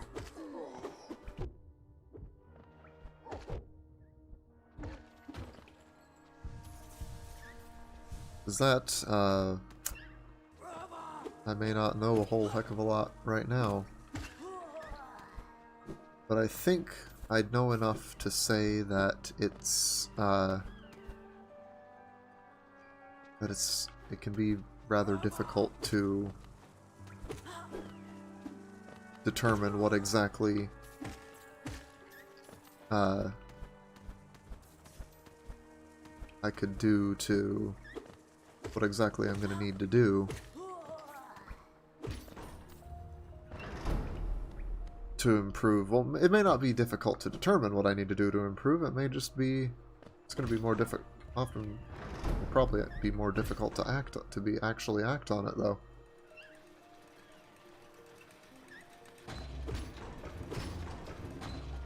Because as I've said before,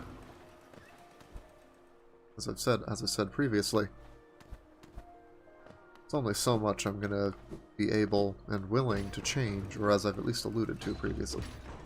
It's only so much I'm going to be willing and able to change about the way I do things, the way I present myself.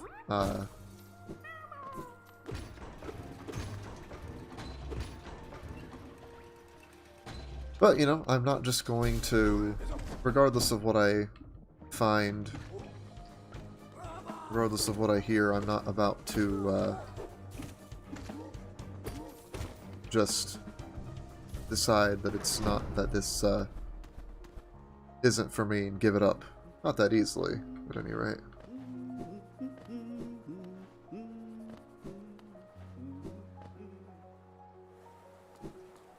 Hey, Zope. Bye, Zope. I think, yeah, this is the right way. Yeah. Okay, unlock that shortcut.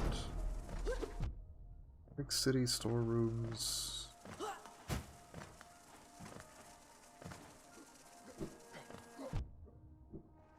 Up this way, I think.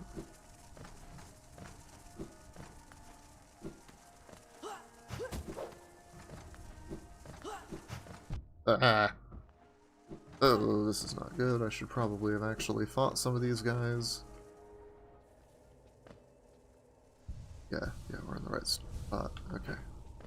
Yeah, there we go. Hello there.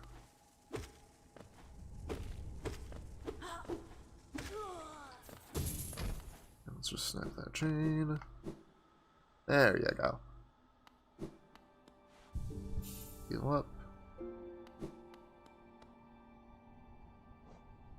And all the stag. I think. Yeah, I'll go back up and buy the lantern. Hello, stag. The Darkmouth we go.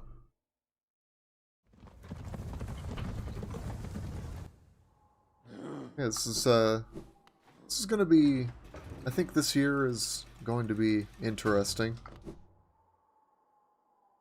And it's going to be, if nothing else, a learning experience, and that has great value in itself. Actually, I'm going to buy the key and not the lantern. I'm not going to have the money for them both. Yeah, a little more than 100 geo short. I'll come get it later. For now, though, I think, yeah, about 2.5 hours. Gonna call it here, I think. Hold on, gotta stretch. I don't even know if that's getting picked up on my mic, though. It's the filters and everything that I set up the other night.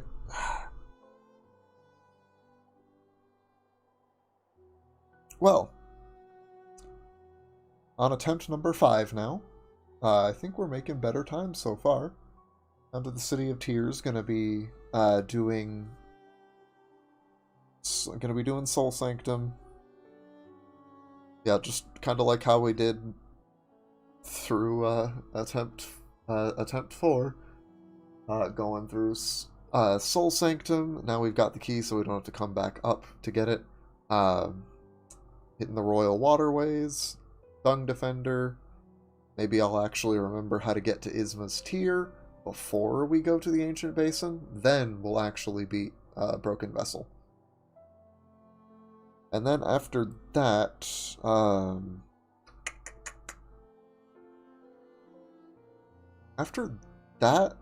yeah, we'll do Crystal Peak at some point as well. Then after that, I think, after Broken Vessel, probably go to Hallownest's Crown, grab the nail up, get the second nail upgrade after getting the Pale Ore there. And then probably Resting Grounds, and then it'll be rushing the Dreamers, probably starting with Lurien, then Monomon, and then we'll suffer through Deep Nest and get to take out Hera. And it'll be back to the Temple of the Black Egg, beat the Hollow Knight, and call it good. In theory. We'll see how it goes.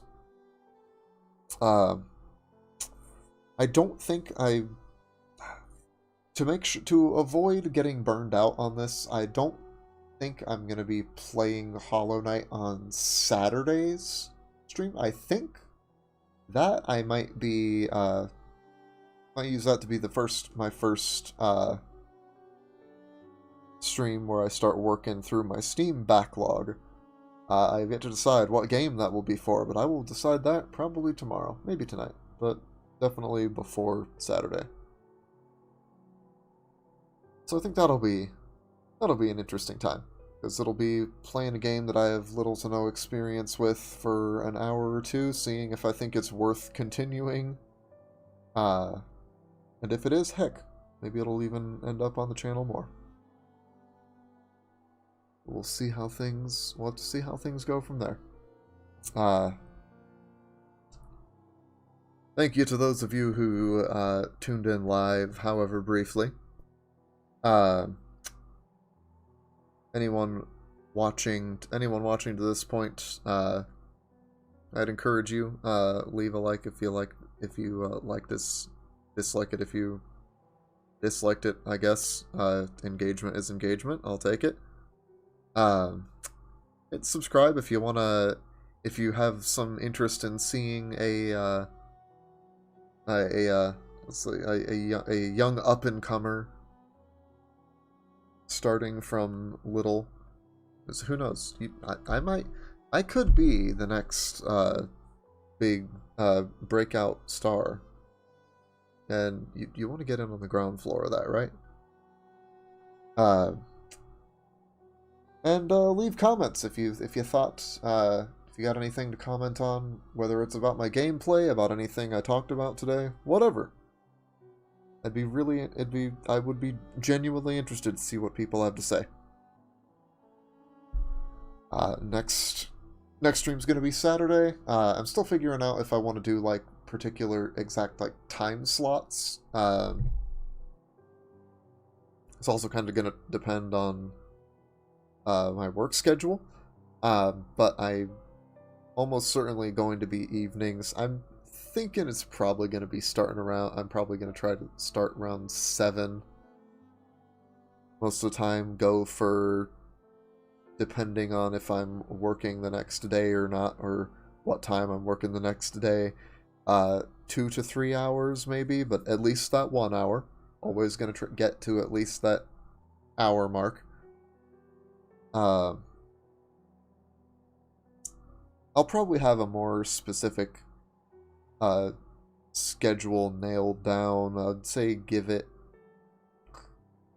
2 or 3 weeks, a month at most, to get a really good, if I feel like I need to get a really good feel for how I'll be able to work this into my schedule of existing activities. But I'm going to say I'll probably have a more definitive schedule by probably after my next week of streaming, or maybe 2. Regardless, if you've stayed till the end here, I truly, sincerely thank you. Hope you enjoyed, and I hope you'll pop in for the next one. See you then.